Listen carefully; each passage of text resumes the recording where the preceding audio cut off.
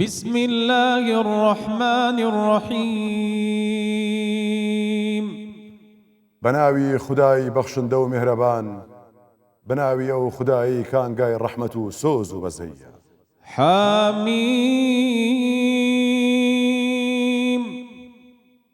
چەند پیتێک لە سەرەتای هەندێک لە سوڕەتەکانی قورئاندا هاتوون ژمارەیان 14 پیتە، نیوەی کۆی پیتەکانی زمانی عەرەبین. والكتاب المبين سوێن بەم قورئانە ڕوون و ئاشکرایە. إنا أنزلناه في ليلة مباركة إنا كنا منذرين. بەڕاستی ئێمە لە شەوێکی بەفەڕ و پیرۆزدا کە شەوی قەدرە دامان بەزاندۆتە خوارەوە، بێگومان ئێمە هەمیشە بێدارکەرەوەی بەندەکانمانین. فيها يفرق كل أمر حكيم.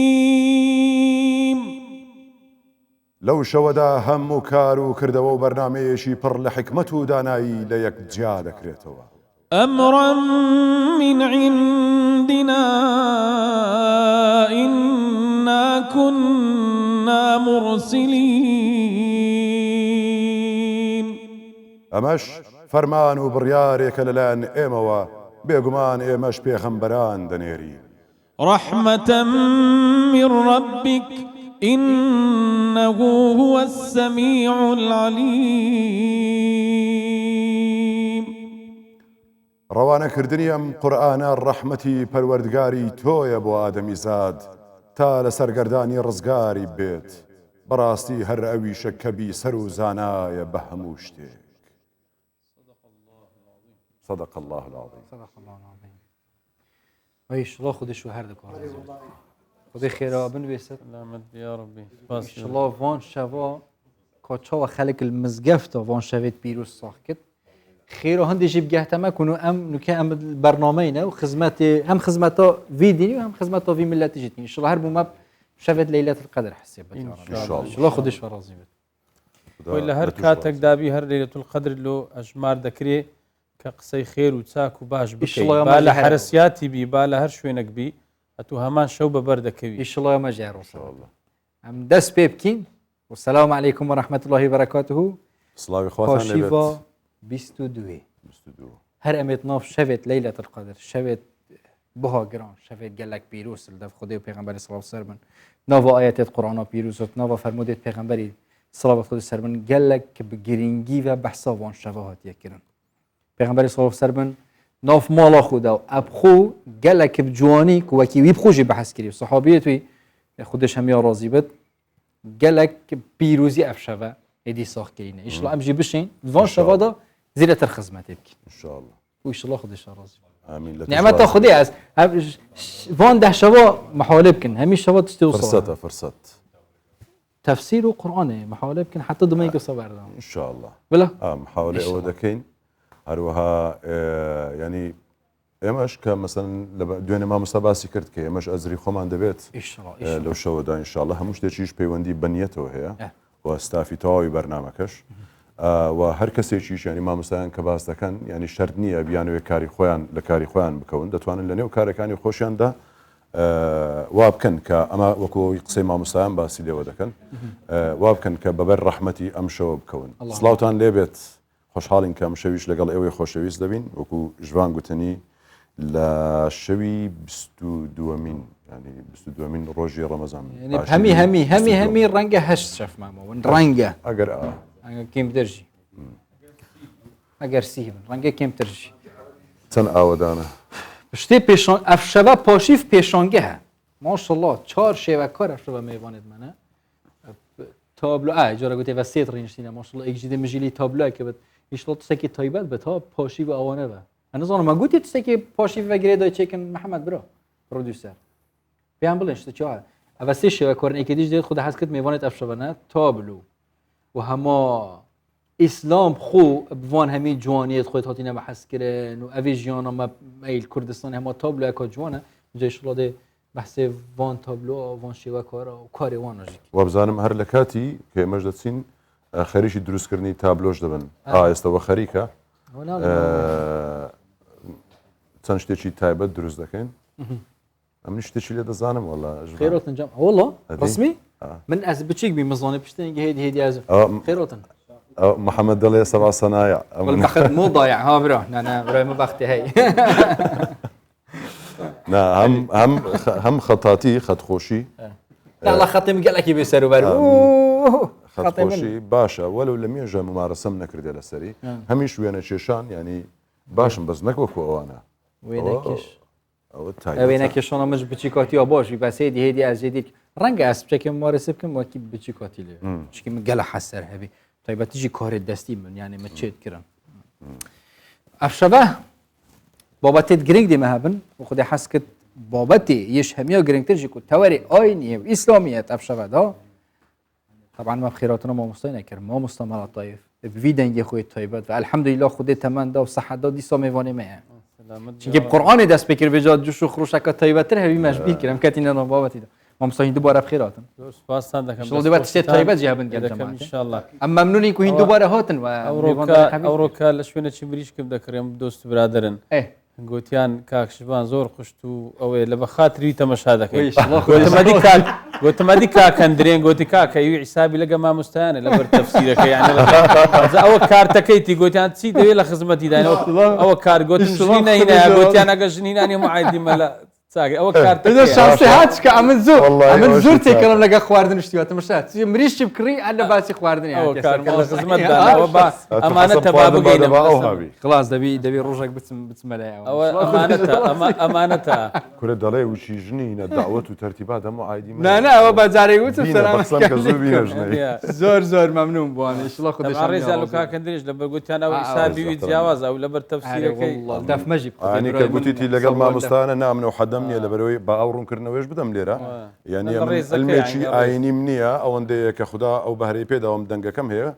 لەو بابەتەدا ینی باسمان کردی ئەگەر ناوەکو ساخر زۆر کەسێ یەک دەخە ینی دەزانی زۆر حالەتە بۆ یوە هەبووە هاتیە بەم دەڵێ مامۆستا پرسیار گوتم کاکە پرسیاری لێم مەکە ئەمن نەمفتیمە ئەمن نازانم ئەو شتانە ینی کەسی دیکە هەیە مختص و پسپۆر هەیە سەبارەت بەوانە ئەمن ینی مامۆستای ئاینیمە ئیشی من ڕۆژنامە نووسم و دەنگێکم هەیە ینی ئەلحەمدوللا ئەو بابەتەم کردو بۆ خێری خۆم و هیوادارین کە خودای گەورە بەڵکە خێرەوە چونکە ئەمە بێ فترێ پێی بە بەلکە ئیشڵۆ دەنگی مژی خۆش لێ بێت دەنجی خۆشە خۆش دەنگی خۆشی چیە ئەوتەوە شیرینی کاکەوە لەوەی شیرینتر لەوەی شیرینتر کاکەوەتەوە هەری وڵا ئەو مهم بەهرگرم مامۆستا گیان الحەمدولیلا خودی ئەمە هەکە بەس یعنی خودەوێ بوو مەبخێر بنووسێت پێکەنی نامەل بەرامبەری هەواڵێکی مە برادەرێکی مە ئەم دوژنەی گڕنژین یعنی خەندەی سەر لێوان ئەگەر ئەوە خێربی بەسمانە تبسم كفي وجه أخيك صدقة ئیشەڵا خودی بوو مەبخێر بنووس كلمة طيبة صدقة بجەمە بەحسێوی بابەتی گرنگ کرد گەلە جۆرە ئەفتی ساڵ دێنێ بەحسکردن طبعا برای من دیر بێت چاافزار و چاف پیسیە و بین هەر کەسێکی هەموو بالضبط بابەتی مەر سەر هەندێ سبحان الله مەستفەکەتە سەر هەندێ بەستی هەندێک کردوە بە یشترینەوە ئەvێ دەنگێویە خوشە و چاوزار چاو پیسی لە ناو ئیسلامدا ئایا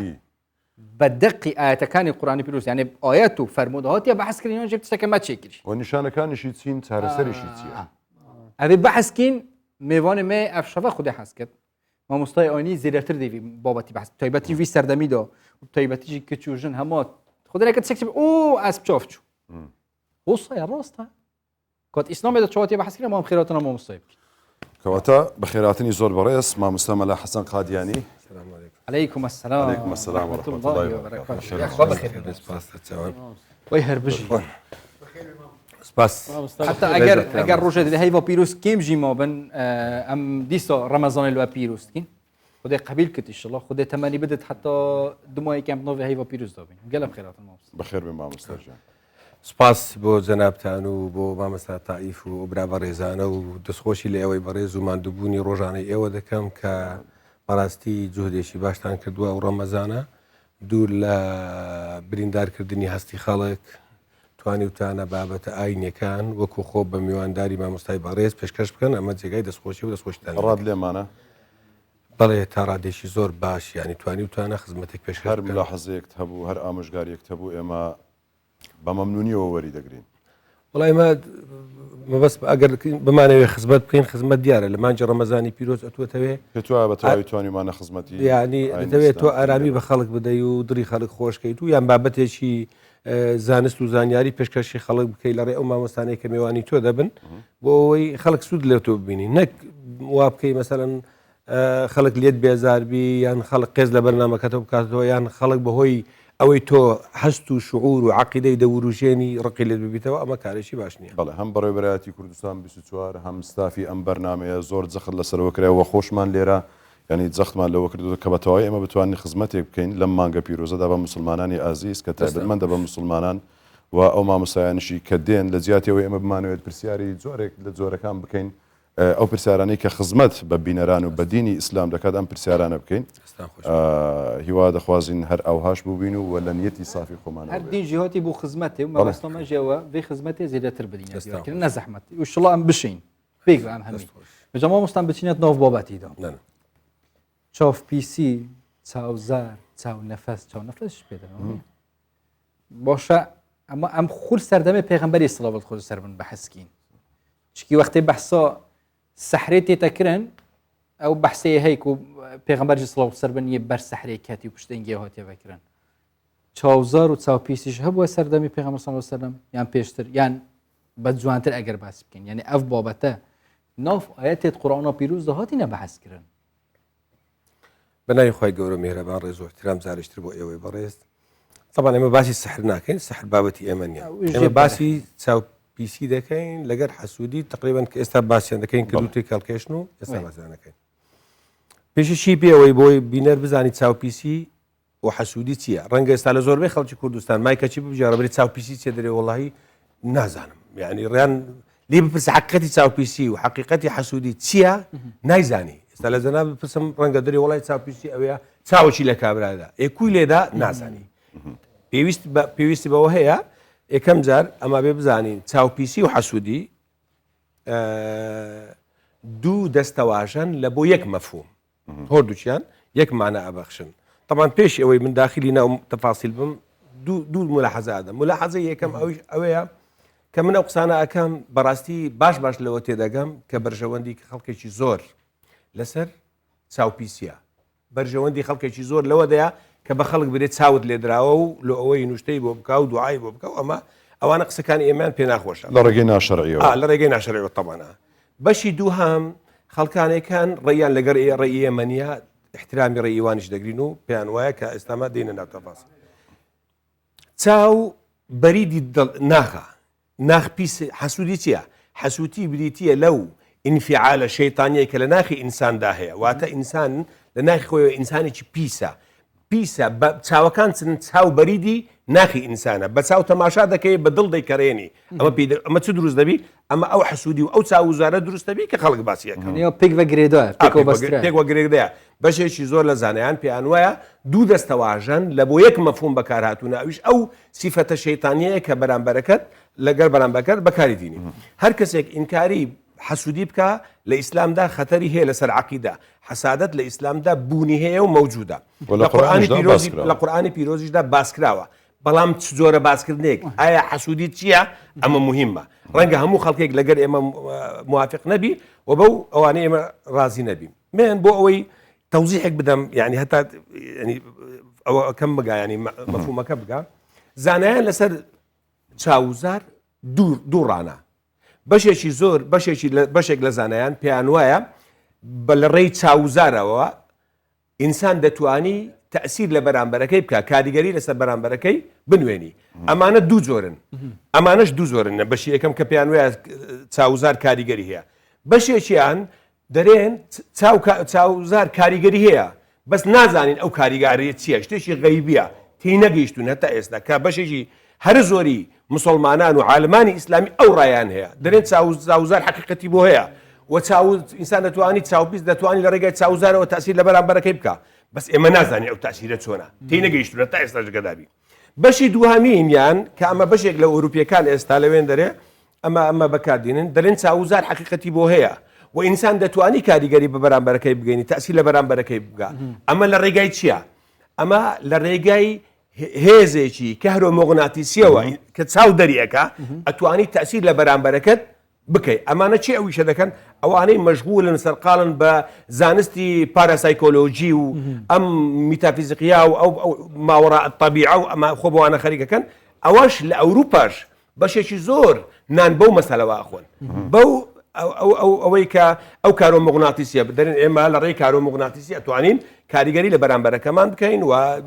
ئەو ئاسەواری لەسەر کەمکەنەوە ئەمە بەشی دووەم ئەوانەش دەرێ ئەو دەرێن چییە؟ دەرێن چاوی ئینسان زەبزەبەیەک دەرەکا لە بەرامبەرەکەیدا لێ گیرەکە ئەو بەرام ئەوە لێ بیتە بە ڤایرۆس و نەخۆشی ئەکا و ئەمانێک کە دەرێن بە ئیتیزاهادا دۆڕن ئەمە هەردووچیان یەک قسە دەکەن ئەو دەرێتی هەردووچیان دەرێن حەقیقەتی هەیە وەنیە بەڵام دەرێن ئێکیان دەرێت حەقیقەتەکەی تێنەگەیشتون کە زۆربەی مسلمانانن ئێکیشیان دەرێن بەشی دووەمیان دەرێن لەڕێی کارۆمۆغناتیسیە بەشی دووەمینی زانیان ڕێیان چییە؟ دەرێن چاوزار هەیە بەڵام ناتوانانی کاریگەری لە بەرامبەرەکەی بکە کە ئەمە ڕێیەکی زۆر بەقووەتە کە ئەمە قورئانی پیرۆز دامی ئەم ڕێیەکە زۆر بەوازحی زۆر سەبارەت بۆ فەرمودەی پێغەمبەرمان صلی الله علیه وسلم دەفەرمێدا العین الحق و پاشان دەفەرمێت ینی دەتوانێت کە کەسێک بخاتە مشتر بخاتە مەنجەڵەوە و ینی بۆ ڕادێ قەبرەوە و ئەمانە و کۆمەڵی فەرمودەی تر ئەمانەی کە دەرێن ئەوانەی کە دەرێن لە قورئانیشدا باسکراوە الحەسود لا یەسود بەمانای ئەوەی کە حەسودی کێشەیەکە و سوود نابێت ئەمانەی کە دەرێن حەسودی تەسیری هەیە چاوزار تەسیری هەیە حەسودی و چاوزار گوتمان یەک دەستەواژەنە تەسیری هەیە بەڵگیان چییە؟ کۆمەڵی بەڵگیان هێناوەتەوە ڕاستی یەکێک هەندێک لەو بەڵگانە کۆمەڵێک ئەحادیسی پێغەمبەرین الحەسەنات و تأكل الحەسەنات کەما تأكل النار والحەتە بووە تا ئەوەی ئاخیر ئەوەی جەنابەت خوێنتەوە و یان کۆمەڵێک ئاەتەنە ئیستیشهادی پێ دەکەن سەریح نینە بەڵگە بۆ دینەوە دەری ئەمانە بەڵگەی ئێمەە بەڵگیان هێناوەتەوە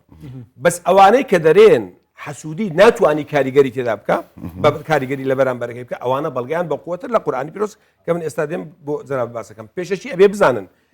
ئەم گوتمان هەر کەسێک باوەڕی بە حەسوودی نەبی بۆ عەقیدەی خەتەرە چونکە لە قورئان داهاتووە چوارجار لە قورئانی پیرۆز ناوی حەسوودی هاتووە بەس ئایا حەسوود دەتوانین چ نەوعێکی هاتیە ئەم یحسودون الناس ئەمە هاتووە ومن شر حاسد إذا حسد يعني لە چوار جێ هاتووە بەس ئێستا دێنە سەر ئەو مۆزوعی ئایا حەسوود دەتوانی تەسیر لە بەرامبەرەکەی بکات تەسیر تێدا بکە نەخێر ناتوانی کو دەتوانی ئەتوو تەسیر لە من بکەیت ئایا من دەتوانم بە چاوەکانم بەرامبەرەکەم مثلەن ئێستا من بۆ باسی ئەو مۆزوعەکەین ئەزانن ئێستا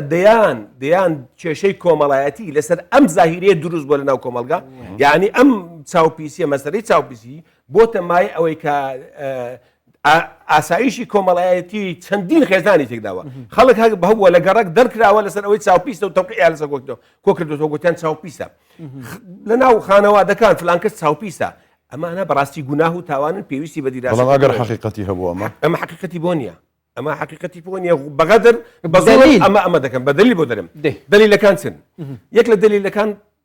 خوای گەورە فەرمیوە من شەڕی حاسد إذا حسد دەفەرمی ئەتوبرێ خۆ دەپارێزم بە تۆی خۆیان لە شەڕی حەسوودی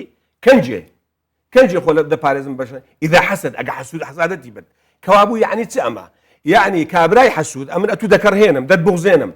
ئەو بەو کوڕهاندن و بغزاندنە هیچ تأثیر لە تو ناکەم ئەدی کەنجە تأثیر لێ دەکەم لە دوای کەڕهاندن ئەگەر لە تومدا ئەزیەتی تومدا ئەو حەسودیم بە تو بێت ومن شەڕی حاسد إذا حسد ئەگە حەسادەتەکەم برد ئەمە نەسی ئاەتی قورئانی پیرۆزە خۆم دەپارێزم لە شەڕی حەسوودی کەنجێ ئەگە حەسادەت دەبا واتە ئەگەر کەسێک مەسەلەن من سیارەکی جوانم کڕیوە باشە ئەتۆ حەسوودی بە من دەبەی هەتا هێوارە حەسوودی بە من بە هیچ تاثیر لە من ناکە ئەدی کەنجێ حەسوودی تو تاثیر لە من دەکا ئەگەر چوو شوختێک کرد لە سیارەکەمدا ئەوە تاثیر یعنی بکردار ئەو بەکردارە بێ بیستن مینی کابرای گەنجێکی جوانە لە زادەی دەڕوا دەرێ وەڵاوە چاوزار لێدا دامی کرد کاکە چاوزار ڕاست ئەمن پێم ناخۆشە فلان کەسم خۆش ناوێ دەیکەرهێنم گەنجێکی جوان سەبارەت بەوە سەبارەتی کاتێکە لە کاتی خۆشوشنیدا لە شولاری جوان بۆ یەکێک لە یاوەران کە سەیری دەکات نەخۆش دەکەوێت پێغەمبەر داوا دەکات کە صلی الله علیه وسلم ئەو کەسە بچێت دەستنوێژ بگرێتەوە بە دەستنوێژەکەیدا خۆی بشوات بۆ ئەوەی ببێتە شیفا سەبارەت بۆ فەرمودەیەتی ئەم فەرمودانە بەشێکی هەر زۆری ئەو فەرمودانە زائیفن و ئەوەی کە مەخینمەوە دەرێت زائیفە و ئیمامی بوخاری دەرێ لا يصح ئەمانە یعنی ئێستا من دێمە سەر ئەوەی بەڵگە ئاەتەکان بەتەواوکەین بۆی بگا بڕاستی بەوەی بینەر ئیسفادەمان لێ بکە ئەو مۆزوع حساسە ڕاستی ڕەنگە ئەو قسانەی من ئەەکەم ئەمن باش لەوە تێدەکەم بەشێکی زۆر مامۆستایان هاوڕانە بن لەگەرە من بەڵام من ئەبێ بە واقعی قسە ئەمە دەلیل دوێن قورئان ئەمە ئاەتی قورئانەکەم بخینەوە ئاەتی دووەمین شەیتان حەسادەتی بە حەزەتی ئادەم بردیاننا حەسوودی پێ دەبرد حەسوودی پێ بردونیا لەبەر حەسوودیان خلقتني من نار وخلقته من طين قلتي اما الحسوديه ومن كتب سوزلوي برم باشا بو شيطان نيتواني حسوديه بو حسوديه اشتكي لبكا فوسوس اليه الشيطان هستا تشوكني وسوسه فيك او زتواني غاري تبقى قابل هابيل قربانيان كرت ويا قابل هابيل قربانيان كرت فتقبل من احدهما ولم يتقبل من الاخر قران تفرمي لا هابيل قبول كرب لا قابل قبول نكرت قابل هابيل كشت حسودي بيبرد وانا بو حسودي بيبرد قلت اوا براي من اخواله يقبول كل لم يقبول نكر لا حسوديان حسودي بيبرد كحسودي بس كده فعل اذا حسد لو نيتواني بو حسودي هيتي لبكا الا كشتي دويا كردي كردار مثلا اما بلغي نو براي كان حزه يوسفي حسوديان بحزه يوسف بريانا ونحن عصبه احب الى ابينا منا ونحن عصبه وتن باشا كو اما كومالا براياشين اما دب براينا يا اصلا براينا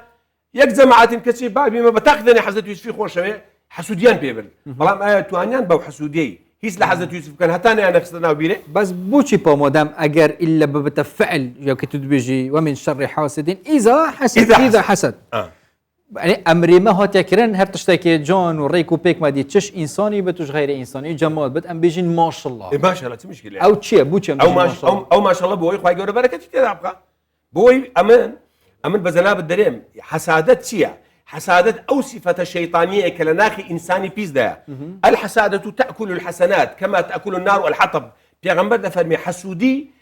بلو زنا اقصى زور مهم ام حديثه دري حسودي حسنات وساككاني تو دخوا هروكو اجر بوش دخوا لناخيتو معناه تيا شو كابراي حسود لناخي خويا والا صدق ساككاني دخواته لناخي خويا والا دبغزيني ودكرهيني دكره بلام اي زيان بمن دغا نخير زيان بمن ناغا دستن بودريج نكا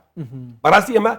مثلا زوزار ويا باس لحسودي دكري كابراي بتايبتي لنا عشائر ولنا خلتي عوام ولنا وهنديك مسلماني حالي نبو تماشاكا كل كابرا قاتشي جوان لو خوي دكا باشا قاتشي جوان ودكا درين ولا بتساوي امر بهو اوقاتوا كابرا فقيره بتسعاره تا دوتا كبازي لوج نكاي دكا ترتوشي نخوش دريت ولو لبرد كربلو فرانزي بتساوي ادي اري بيز احمد لو زيرينجر بتساوي ناتي بشيلو زيري باوي وكردوا كابرا دتي سعرك قشتيلو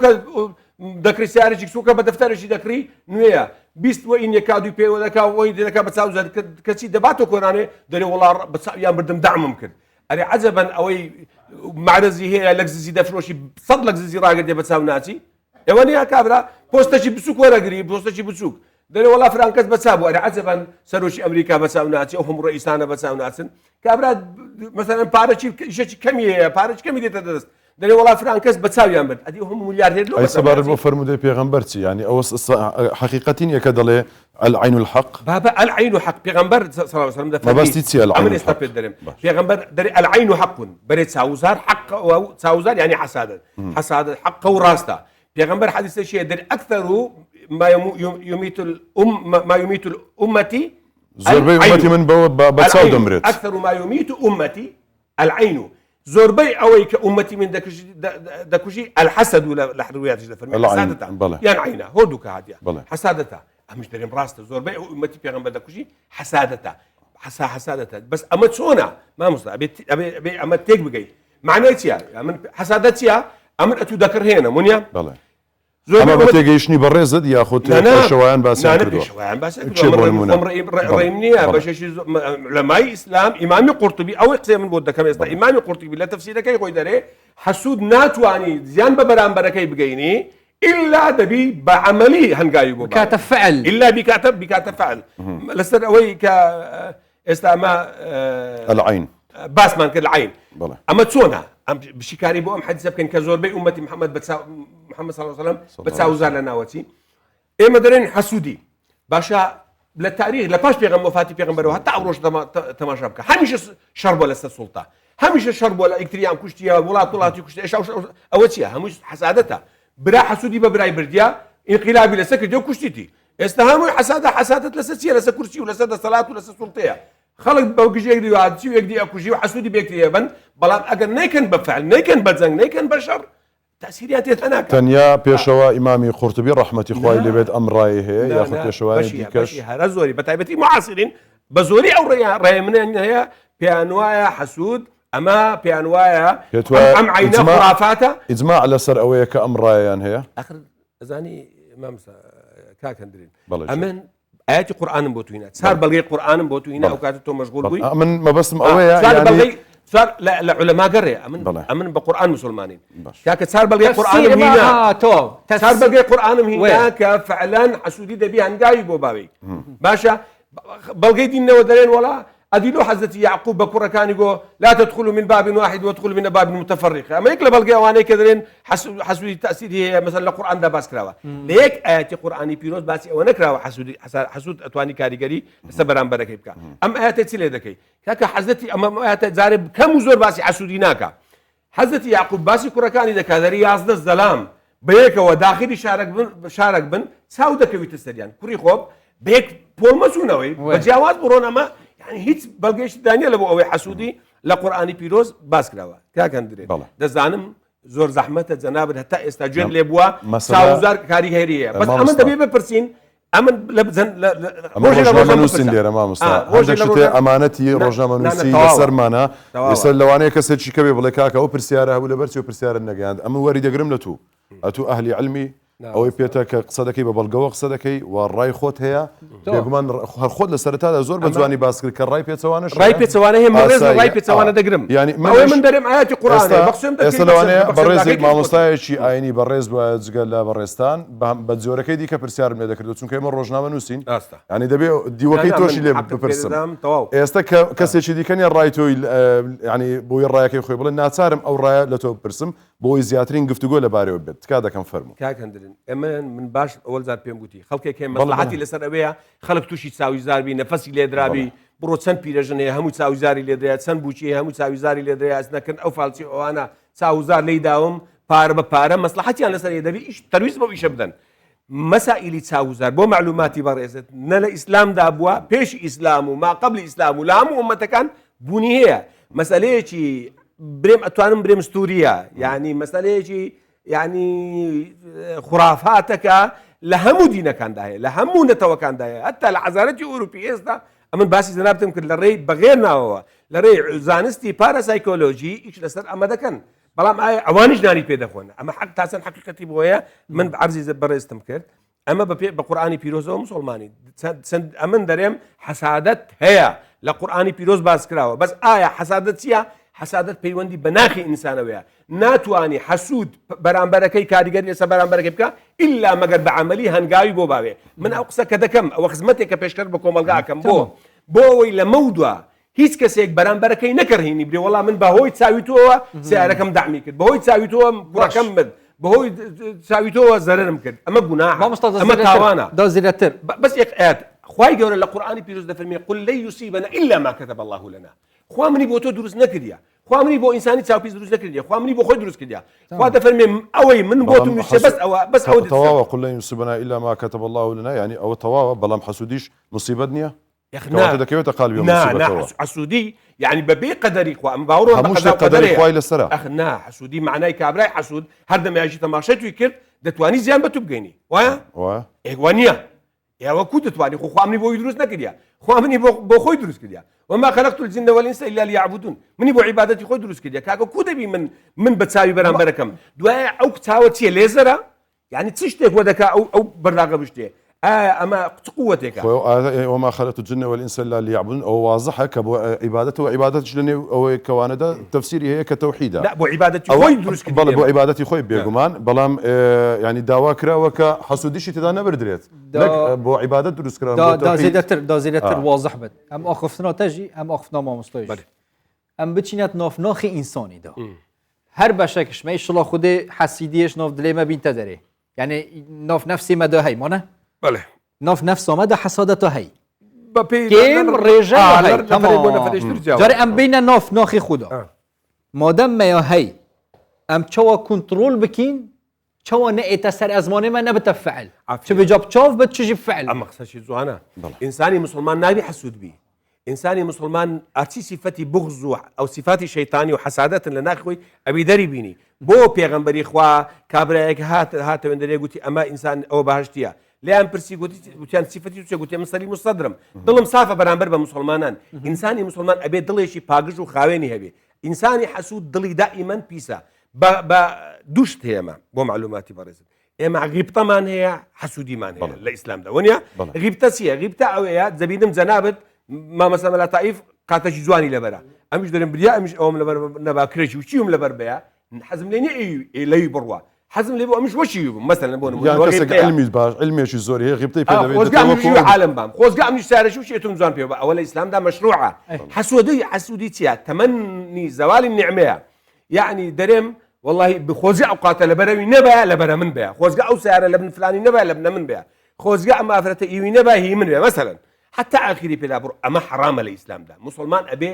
يعني كوي لا يؤمن أحدكم حتى يحب لأخيه ما يحب لنفسه تمام حتى إنسان إيماني تواو نابي حتى شون بو خوي بيخوش أبي أو أبو براكشي بيخوش بي نابي من يعني كدي بينم براكي من برامبركي من دل خوشة شتيشي زواني هي من حسودي بي بمول دري خوموا بيكر هنم إن جاك حسودين بي بورد هنقاويشي بو باي مو بسم تأثير تبكم سعر شختي اللي يبدا نفر هولي لنا وبردني بدا بوستي ورقتيها لبوست خيدور كما وانا همو حسودين كاتي كذبنا عمل اما قلنا حشي زور قوري حسودي من باب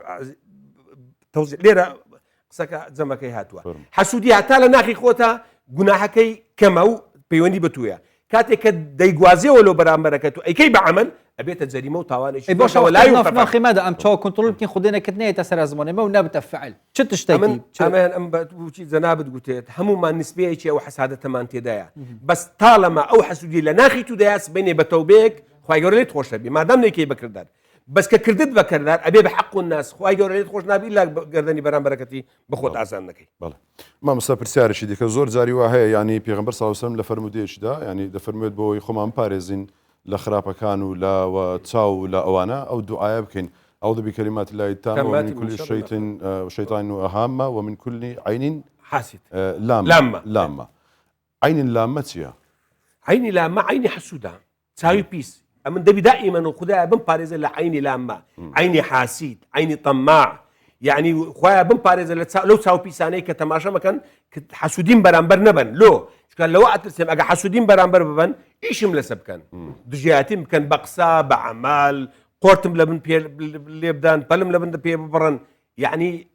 مفهومة اشتكى زور واضح مفهومة هر لقال شيء ده أوج مثلا بيغمر سلسم دفر من أجر شتى شيء زوانة دي نعمتي دي ما شاء الله بسم الله ما شاء الله لا قوة إلا بالله ويخواجي بركة شيء دابقة دائما إما من دبينم توزل شيء زوان لبرا ما شاء الله اللي ده كملوا ويخواجي بركتي تدابقة ما شاء الله وأنا يسلو وزعك أنا قوري تسن وشيء شيء زوان ودستواجه شيء بيروزن ما مستبلا تايف بسالي شيء برسيارته ما شاء الله ما لا قوة إلا كاي شا حسادتي بيت كبردو بلى غرور يعني زور هاتي ما شاء الله يلي هذه غيل همو كسر لنا أخي غيل ليش هي أو ما شاء الله كجناب باسكت بيشي وبيسر أو ما شاء الله أو بيروز باهية أو بيروز باهي شريعتها من اشتقت تدبيرهم دري ما شاء الله يعني بيروز بي أو بيروزي مع عربي ما بيروز مبروك لباتي مبروك ما شاء الله بيروز لشويني أويا إنساني مسلمان أبي لقى برام بركة بوت ساوت تماشاكا هر شتێک نیعمەتێ شدید لەسەری ماشاءالله لێ بکە و پیرۆزدایی لێ بکە نەک لە درەوە بیکەڕێنی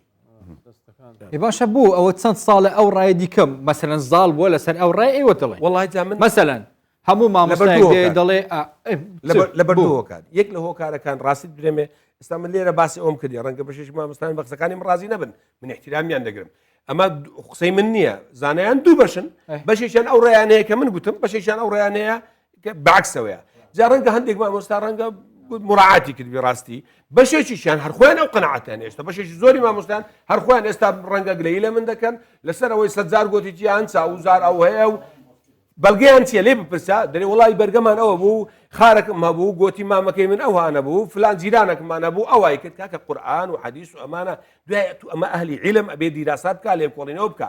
عەجەبەن یعنی چ شتێک وا دەکا بەرامبەرەکەی تەئسیری تێدا بکە لە ناو چاوی من چی هەیە چاومان هەموو یەکن هەمووی گۆشت و خوێنە کو دەتوانی تەسیری تێدا بکە ئەرێ باشە ئەگەر چاوزار ڕاستە هەیە ئەرێ لۆ ئەو وڵاتە عەرەبیانە بە هەمویان چاوزارێکیان لە وڵاتەکی نەدا لە دوژمنێکیان نەدا لە ئیسرائیلیان نەدا کە دەرێن دوژمنی ئێمە لە ئەمریکایان نەدا ئەرێ عەجەبەن مەسەلەوە نییە ئینسان ئەبێ ئەو کاتە دینداری ڕاستەقینەکە دەکات دەتوانێت ئەگەر وەکو خۆی لە دینی خوا تێبگا بەڕاستی چارە بەڵگەی قورئانیم هیناوە قیسەی حەزەتی ئادەم قیسەی کوڕەکانی حەزەتی ئادەم قیسەی حەزەتی یوسف ئاەتی ئیذا حەسەد بۆ ئەوەی بینەرانیش باشتر بن ئەم بەڵگە قورئانیانە تێنایەوە دەستخۆش بێمە نمونەیەکی زۆر جوان بوو ئەو قسانە ئەو ڕایەکەشت پشت ڕاست دەکاتەوە لەسەر ئەوە ئەمە ینی هیچ با بڵێن کام زانە کام پێشەوە لەسەر ئەوە ینی تەسبیتی کردووە ئەم ڕێیانە با بڵێن ڕێی کامیانەکە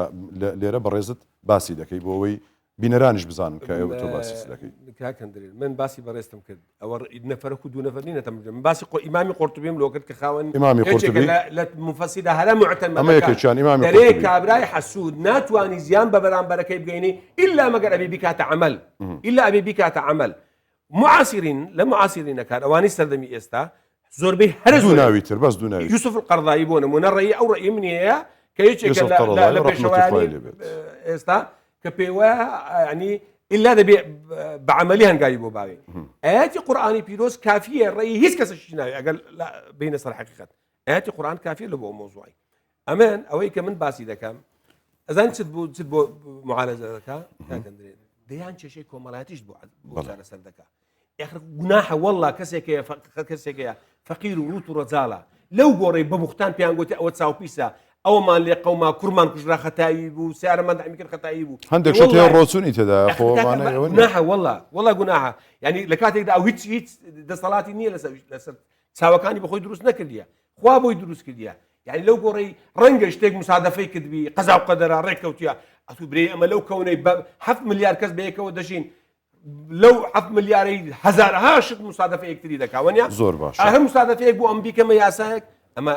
شتێکی گونجاوی دیکەی پێغەمبەرمانەیە صلی الله علیه وسلم ئەمن علق تەمیمە فقط ئەشرک ئەگەر هەڵم لە حەدیثەکە بۆم ڕاستەوە ئەوانەی کە تەمیمە و چاوەزار هەڵدەواسن کە لە چاوەزار بیان گەڕێنێتەوە ینی ئەوە قسەی جوانە بزانە من علق تەمیمەتەن فقط ئەشرکە هەر کەسێک تەمیمە لەوەی لە چاوەزار بپارێزی ئەو موروشین و هەیە ناڵیدا هەڵدەباسی و هەیە دوور لە ڕووی ئەمە دیسەوە بینەران تاکەن ئەمە شتانە هەڵدەواسی ئەمانە شیرکن و دروست نییە دروست نییە ئەمانە ئەنجام بدەیت ئەمە شیرکە بۆ چونکە لە غەیری خوای گەورە هیچ قووەتێک ناتوانێت تۆ حفظ بکە پێغەمبەر لە حەدیثی صحیح هاتووە دەفەرمێ هەموو ئومەت کۆ ببنەوە لەسەر دسمی یەک ئینسان دڵی یەک ئینسان بیانەوێ زیان بە تو بگەنی ناتوانێت ئیلا مەگەر خوا زیان پێ بگەنی هەموو ئومەتیش کۆ ببیتەوە ئەمە حەدیثەکە بوخاری موسلیمە بۆی سوودت پێ بگەنی ناتوانێت ئیلا مەگەر خوا سوودت پێ بگەنی کاکە خوا منی بۆ کەس دروست نەکردێ کەسی بۆ من دروست نەکردیە ئەو تەمیمە و ئەمان هەمووی خوڕافیات و جەهالەت و خوزەعبەلاتی سەردەمی جاهیلین لا یەزال لەناو موسڵمانانیش بوونی هەیە لەناو ئومەتەکانیش بوونی لەناو بوژەکانیش بوونی هەیە لەناو هیندۆسەکانیش بوونی هەیە ئەمە کەلتورێکی خوڕافیە و پاشماوێ و بەجێمە هەر دەشمینێ نە بە قسەی من نە بە قسەی هیچ شێخێک نە بە قسەی هیچ قورتوبیەک بە هیچ قسێکی لەناو ناچێت کە زاهیرەی جەهالەت مادام جەهالەت موجودە ئەم زاهیرانە مستحیلە هەر هەنا يعني حتى وكيت الدسبيك يجي قلتي حتى الشيطان يجي او حسادة نكر يعمل حتى فوسوس يعني اليه الشيطان يعني هم حتى بعملي وينك نيتواني اويك دارك بخاك شلون ويكد لو دور بدوري نيتواني حسودي بي بوايل بكاتارك بخا فوسوس اليه وسوسه اما ان تكون ملكين او تكون من الخالدين قلت يعني قدبنا ملائكه يعني أبدي لباش تدمينينه يعني قصي لك كردن قصي أو زخوار ونيا وعملية بزان ما مصلح لآيات قرآني بيروز يك آيات ما نية باش أجر استأوي أجر أما بين بو جانب شرحي بكين برين زوربي أمتي محمد صلى الله عليه وسلم با تساوزار دمري ونيا يعني جارديش زور كشون ده ونيا زور قاتل وفتاك آخر تساوزار زوربي هذا زوري أمتي محمد صلى الله عليه وسلم تساوزار بو مصطلحي كان درين باسي كد يعني هتساوي شيء لداو ده كوجي أجاوب بيا معقولة القرآن جورو بيروزا باسي أم جارد جورينك بلا مش تشي زور زوان أجر لسرق صيتو أو رايبي فعلا ويا مثلا استشر تزان بالعراق للسعودية تاوى ليمن لسوريا نظام أو هم حسودية لا حسودية أو عمل أو هم حسودية هەمووی حەسوودی بێ ئەو دەری ئەو لەسە سوڵتەی نەبی ئەوی بکوژم ئەو دەری ئەوی بکوژم یەکتری دەکوژن و ئومەتی محەممەدی زۆر يعني الأخيرة رأي ما مستوى قال هندي حسادات شو لا هناك شكل قلت مثلا قال ولاتك دبني يعني جناتي لك بيوزناك الصار وشتي تبغي وي بابا أو ولا تسنبق هني هو يعني الدموع هيك رأي ما مستوى كوكب ناف خلقي هو صباوة أف رأيه كم ترى بس با وكيم روف جوي خوب درستاي دي تأخفنا ما مستوى وقال لك ما مستوى دي قناعتك بمروفي شفت حتى حسادات نبتعمل شو لا هناك بيجي إيشلام همي بيك وبشين ناف ناخذ خدا خو باقشين حسادات يد ناف ناخذ مدى إيشلاكين بت نبتعمل حسادات يا أو لام بيتسن زوانا بكوجيته إلا ده بيبكوجين إلا ده بيبكوجين عافية بتعمل أديك قلت بتسن زوانا ولا ناخذ خوته وجناح باري يعني بابوي ولبوبي نيران سكاني ما نسوري بانرين والله ما مستاهل قلتي حسادات وتساوزار نية حسادات لقرآني بيروز موجودة تساوزار موجودة بلام كاريجري لسبران بركي نبي إنسان حسود ناتواني كاريجري لسبران بركي بكا تأثيري تدابك إلا أجر هنجاي بوباي هنجاي بونا من ناتواني تيجي لقلبك تمام إن شاء الله خدش فرازي بري إذا أدي نمجو شرطية إلى ومن شر حاسد إذا حسد شرطية خدايا قوم ده باريزم لشر حسودي كنجة لو ناري ومن شر حاسد شباب ما مصطفى طيف بيشكش كوارثية أنا سكت زوانا تماشي أخوانا ومن شر حسد الحاسد ها خويا قوم ده باريزم لشر حسودي حاسدي قوم ده باريزم لشر حسودي إذا حسد أجا حنقاوي له هاويش أجا حسودي بد إذا حسد يعني إذا عمل الحسادة يعني عملك عملها حسادة عملها حسادة دود جانبية جانبي عملي جانبي نظريه جانبي نظرك بس جان باخذ دقيني جانبي عمل لك جان ببرامبرك دقيني ما مستشتك اما نسياتي قراني بيروز اشتك هو دارم ايوه ك زور ما مستيدي كهبون الرايكيه كم يعني زياتر او بلام ايوه يعني اركل سرشونه وزيرتر كور سيرفي مسالي بكن زيرتر ما مستيدي ديالو بن بو خلكي زيرتر بتارم والله كردو ما بس باورم بيدكي زاروها بحورم ده ما مستي عيني تبغين او ثقافته بيمتنا قال الله خذ الشرازي دیارە عفوم کە دیارە مامۆستا تائیفیش هاوڕای لەگەرە من لۆی هەرەواکە پاڵپشتی من ئەبواب متفەڕقە عالمەک دەرێ وەی کردیە بە دەرکەی جیاواز بچن برایەکان هەتا هەڵ بڕەخسێ لە بۆ یوسف و بنیامینی برای پێکەوە قسەی بکەن چونکە حەزرەتی یعقوب زانیتی ئەوە یوسفە لەبەر ئەوەی دەرێ نادەفەرمێ وەئتونی بئەخین لەکم من ئەبیکم پاشای وڵاتە چکە لە چێ دەزانی ئەم برایەکەم هەیە لە بابی داکمان جیاوازە زانیتی هەوە ئەتا ئەو هەڵە بڕەخسێ پێکەوەش قسەیان کردو دەجێڕمەوە وا دەکەم مامۆستا لەوەیە کووە ئەو مداخلەی ئێستات بیکێ سرودێکی جوان لەنا ئەو مۆزوع بینە دەرێ لێ کۆلەرم کتابم هەیە ئەو ڕۆدەبی ئەتە دەبی بەو دەنگە خۆشە لە بابەتی عجازی شارەزا ئیمێل دەبەدەنگە خۆشەکە خەریکە لێم تۆڕە دەبی مامۆستام گەلە خۆشحاڵ بینە زۆر سپاس بۆ بەڕێز مامۆستا مەلا حەسان خۆشناو یەخوا بەخێر بێ بۆ ئێوەش دەستخۆشی لێ سەلامەت ماندوونە بێن هەمیشە سەرکەوتوو بن ئوستاڵی بەتابەتی کاکەن جەناب بدەن ئەتمەرێ منەوەێ ما تۆ خۆتوا تازە ناتوانانی لەەوە باز نەی بچێ دەرێ دەست لە شتەشی هەندە پیرۆزدایە کە قورانی پیرۆزی بکات ئینشاءڵڵا ناوی خودی لێ بینە مامۆستا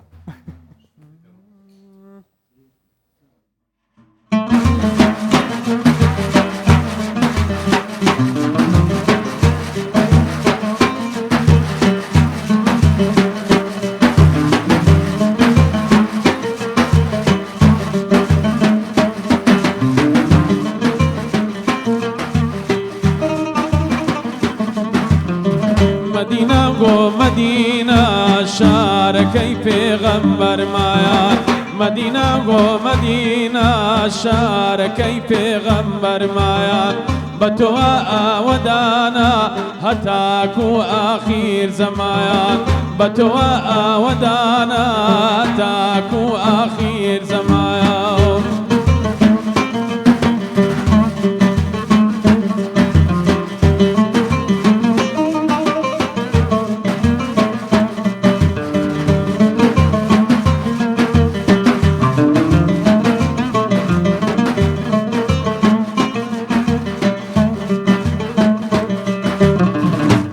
بدت يا مدينة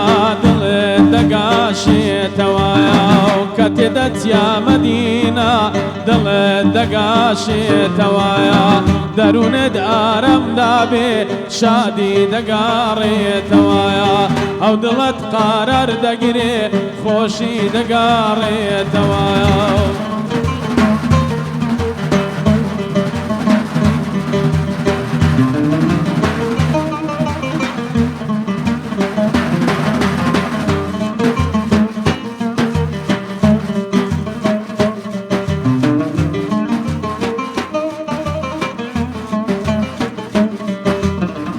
مدینە بۆ مناوار بە نورەکەی پێغەمبەر مدینە بۆ مناوار بە نورەکەی پێغەمبەر هەتا ڕۆژی قیامەت فەرۆشم بێ بە خزمەت هەتا ڕۆژی قیامەت فەرۆشم بێ بە خزمەت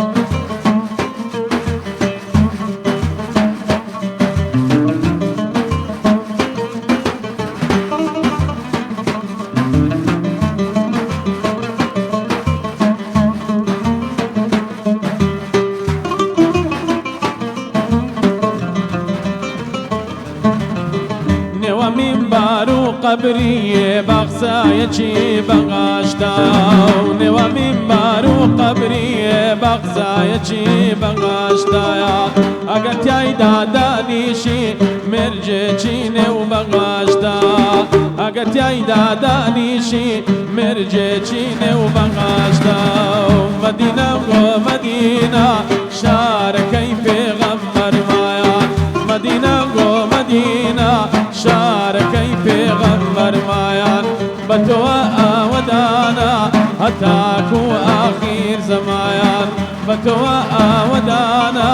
هەتاکو ئاخیر زەمایان وای ئیشەڵڵا خودش تەڕۆزی بێت وای یا ربی ئەم دەنگە هەر ببینێت خدا لێت ڕازی ئیشەڵڵا خودش تەڕۆزی بێت خودی خێرەتا بنوێست یا ربی دەست خۆش بێ ئەخۆ مەدینە خۆشتران مەکە هەرچی چووبی دەرێ مەدینە مەدینە خۆشتر ئەو هەوای مەدینەی کەسەکانی مەدینەی هادی ئەهادێ بێدەنگە نەرمترن خۆشترە دڵکراوەترە خەڵکەکەشی هەمووی پێ دەکەن خەڵکە زۆر ئەوەنە قسە خۆشن وڵا بەسەر هاتە بەس مەکەش لەبەرەوەی قەرەباڵغیەکی نەوەکە ینی مەشغوڵیەتەشی تێدا هەیە زۆر مەکە شوێنەکەشی ناو چیا و عاسێ هەمووی نەفەقا و بەردی و ڕەش ئەم زۆر جا دەڵێم ئەگەر ئەو شوێنە نەبا 1000 سال تەمەنمان ژیابا لەبەر شوێنە مبارەکان نەبا کەس نەدەچوێ هەر لەبەر ئەوەشە خوای گەورە ئەوەی هەر بژاردیە هەتا بە چاوی سەیران و سەفرە و سیاحە نەچێوێ کە هەمووی دار و بەرد و ڕق و تەق و سەحرایە بەس لە بۆ عیبادەتەکەی دەچی ئەگەنا دەگۆ دەچوێ و دار خۆشە و هایە و خەرە فکری چاوەکەی ئەو هەکە کعبە لەوێرە نەبازگوری خودی کی مەجبور بێ بشتە مەکە 1000 ساریش با تەمەنمان ویزەیان دابای هەموو دنیای بگەڕە کەس بەو سەحرایی دانە هەدووێ ئیشڵۆ خودێ مەجارە دژی بەحس کرد خودێ وسڵ ڕێکەوەت ئەم خۆم خەڵکی دەبم بە من ئەگەر دێن لە خزمەتانە دێ مساعدەمەکی لە خزمەتدا ئەمەتان دەکەینەوە قوربان مامۆستا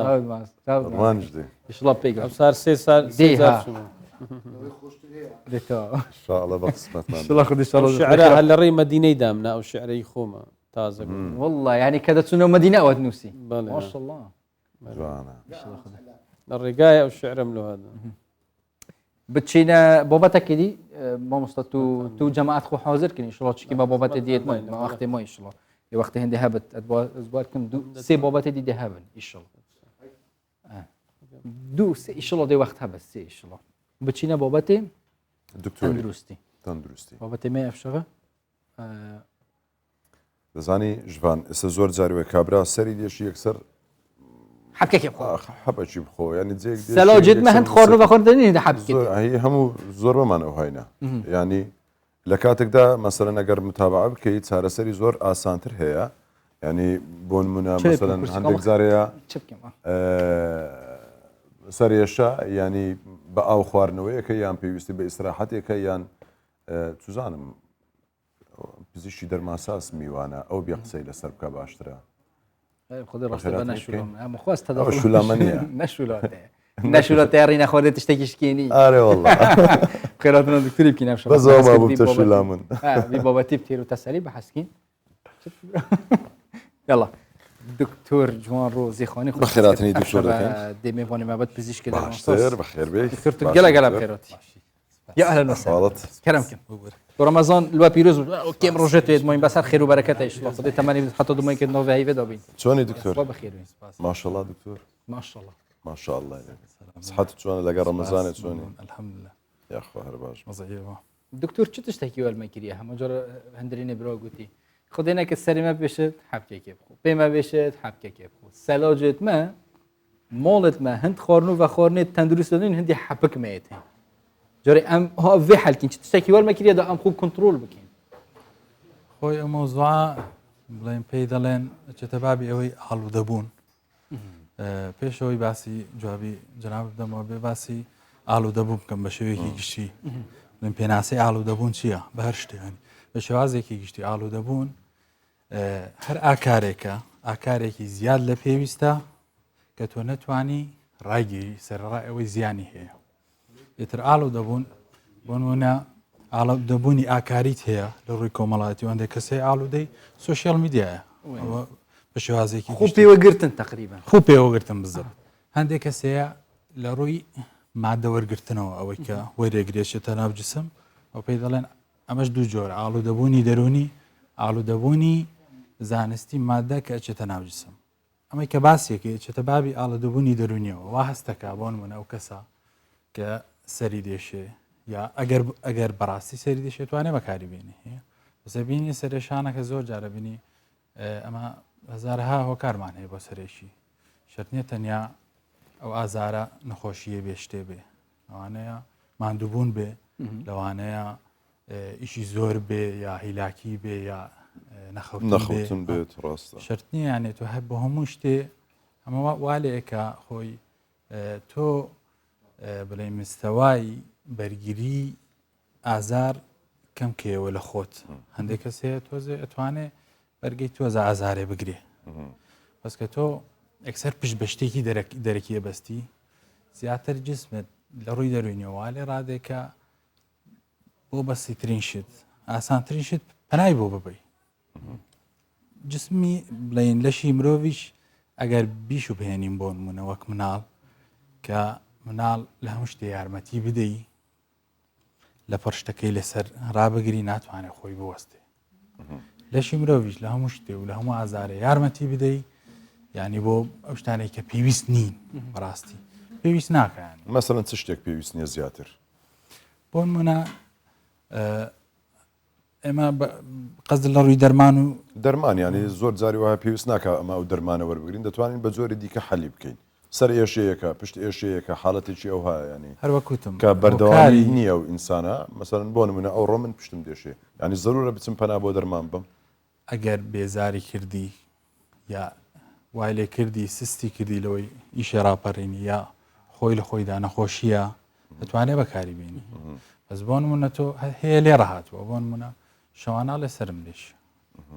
ئایا لە ڕووی زانستیەوە ڕاستە ئەمە شەقیقی هەیە سەری دێشی هەلێ ڕاتوە هەبێ بێ بخواین جە بخەوێ ئەوستێتە سەر خودی کەسەکە وێ ئەڵێن نەخۆشی کەسەکە شەقیقی هەبوو زەرورە هەموو جار هەر دەرمان بخوات شەقیقە ئەمە بە نەخۆشی حسابە توانێ بەکاری بینێ ئەمەش ینی لەژێر چاودێری پزیشکە بۆیە نووسێ شەرت نییە تەنیا پاراستۆل بێ لەوانەیە شتی تری بۆ بنووسێ دکتۆر گەلە جار ئەف مشکلە بوو مەچێت بێت وەختیان تووشی سەرێشت بێت هەر سەربەرندێکی دەستپێکی بەسی سەرێشە کرد زۆر زۆش سەرمان دێش ڕێکێت بەدیل هەنە ئەم تشتی چۆرە سەر بکەین بەری ئەم حەبا بخۆین بۆ نمونە گەلە جۆرە هەواڵین مە مەسەن دەبێژن vêra xwe heyl bigire tund bigire çi zanim mesajekê bû serê xwe bike ser êşana te namîne tiştê wisa heye yan jî her cihekê diye leşê me bit ئەمە ئەو ئێشانە لە ڕووی دەرونیەوە تەبەن هەندێ ئازار هەیە تو هەست بە لەوانەیە تو هەست بکەی سرت بێشە یان لە کاتی ماندی بوون یان نەخەوتن ئەمانە هەمووی سەرێشە شتێکە باوترین شتە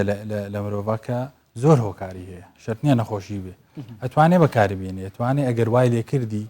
نەتوانی شەکان ڕاپەڕین ئەتوانێ بەکاری بێنی بەس بۆ نمونە وای لێنەیە تۆ بچێتە بابی ئاڵاودەبوون بۆیە پێناسی ئاڵوودەبوونم کرد بچێتە ئەو بابا ئەو کەسە ئاڵوودە بوو ینی چ شتێک بەسەر جەستەی ئەو کەسەدا دێت کە ئاڵوودەی بۆ نمونە پاراستیمۆل بووە ئەو کەسە ئاڵوودەبوونی دەرونیە جیا لە ئاڵوودەبوونی جستەیی کەمە چێتە بابی مادە بێهۆشکەرەکان خۆگەر دەرونیش بێ هەر 2000 کاریگەری لەسەر جستە نابێت بەتەکیت بەتەکیت بەس بۆن مونە ئاڵوودەبوونە دەرونیەکان ئەوەیە کە وەری نەگری جسم زۆری لێ ناکاوەری بگری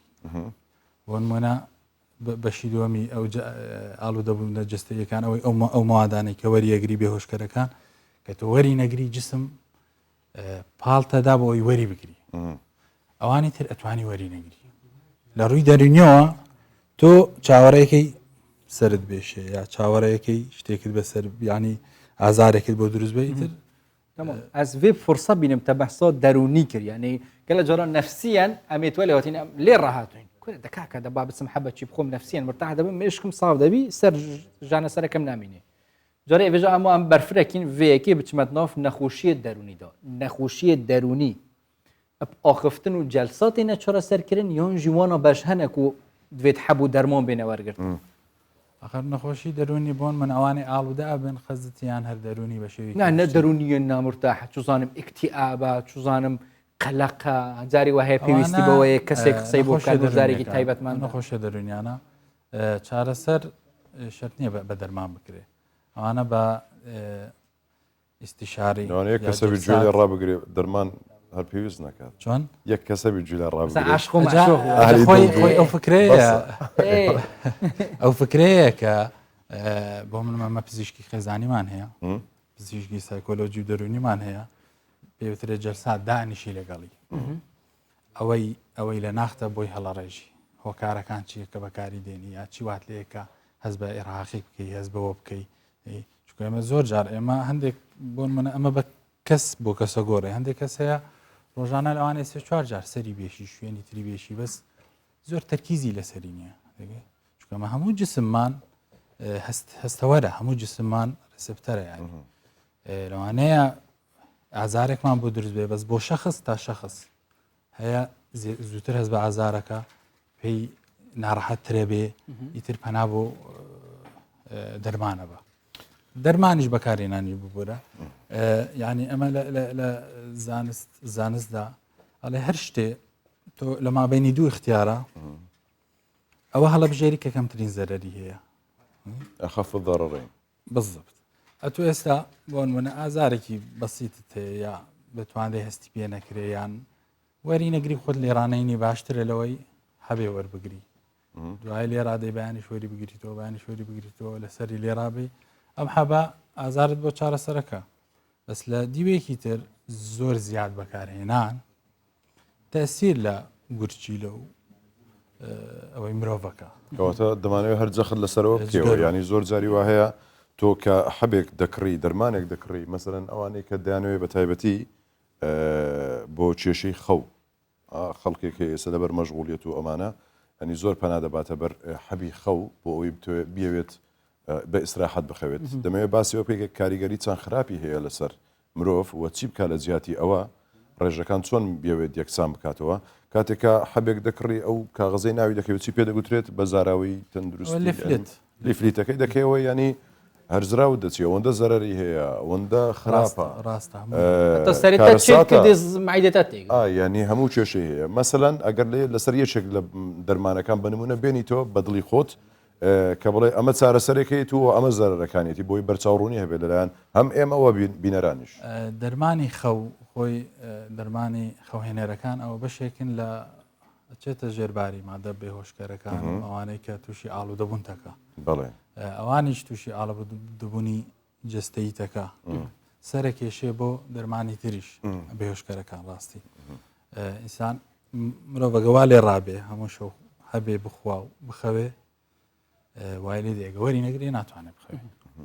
باشە کەسێک کە ڕاهات بوو ئاڵوودەبوو بوو چی بکات ئاڵوودەبوون خۆی چاک بکە ئاڵوودەبوون ڕاستی ئەبێ هەندێ پێویستی بە جورئەت هەیە ینی بتانی بەکاری نێنی بۆن منە تۆ فترێکی زۆرە بەکاری دێنی لەپڕ لە خۆتی ئەبڕی لەوانەیە نەتوانی بۆ چەند ڕۆژێ بۆ چەند شەیە خەول لێ بکەوێت بەس ئەتوانی تۆز کەمیکەوە ئەمە وەک چارەسەر تۆز ئەمڕۆ هەبێکت بەکارهێنا بەیانی شەو نیو دوای ئەوە شەوێ ناشەو یەکەمتریکەوە تا خۆت لێ ڕابینیە ئەگەر نابەردەوام بی لەسەری ئەمە سەرە کێشێ ئاڵوودە ئەبی سەریشە کێشێ بۆ شتی تر ئەکە ئەم نەخۆشە بکینە دوو باش یانێ کچ و ژن زەڵام و کوڕ بژۆ مەسەلەن گەلە تشتی هەیە یە ژن کۆپترن توی بە تجاز بوارکم ڕێژەیە وەرگرتنەوە هەبوو دەرمۆنەوە ژۆلیە ژن و کچە وەزیرەترە بحکومێ یعنی جستەوەنە جدایە مەسەلەن بوونمونە سۆڕیمانگەنە پریود و میریۆت چزانم ئەو تشتە کەنگی پێتوی ئەگەر ئازارەوەی زۆر بی حەبا بخۆت عیلاجێ بخۆت کەنگیژی پێتویە سروشتی عیلاجە خو وەرگرت ئەگەر ئازارەکە هەراسانێکت ئاساییە یعنی کاریگەریت خراپ نین سەر هەر وەک باسم کردوتم ئێمە شتێ هەڵەبژێرین کە کەمترین زەرەری هەیە بۆن منە ئازارێک وەرگێ ینی ئەو ئازارێکە ئەیچێژی ئازار شوێنەکان بە شێوەیەشی گشتی چ کاریگەریەکی خراپی هەیە لەسەر جستەی مرۆڤ ئازارشکێنی چکە ئازارشکێن بەربڵاوترین زۆری دەرمانەکە وەردەگیرێت ئازارشکێنیش ینی ئەتوانین بڵێن دوو بەشن بەشێکیان ئالوودەبوونی دەرونیەوە پاراستۆل و ئەو شتانە ینی ئەگە وەری نەگرێ و هەستەکە ینی سراحەت ناکە بەس ئەوە ئەگەر قەتعیکەی لە خۆت بیبڕی جستە داوای ناکە بەشی دووەمیان ئەوانن کە جستە لێ ڕادێ لەسەری خۆشت ڕایگیری جستە پاڵت پێوانێ بۆی وەریگیری ینی ئەوە چارەسەری زۆر قورسترە ئەوە پێڵێن باشە جا کاریگەری خراپەکانی چێت جگەلەوەی کە ڕاهاتووە ینی کاریگەری لەسەر چ بەشێکی دیکەی جستە دەکات مائیدەیە کلیەیە توزانم ئێسکە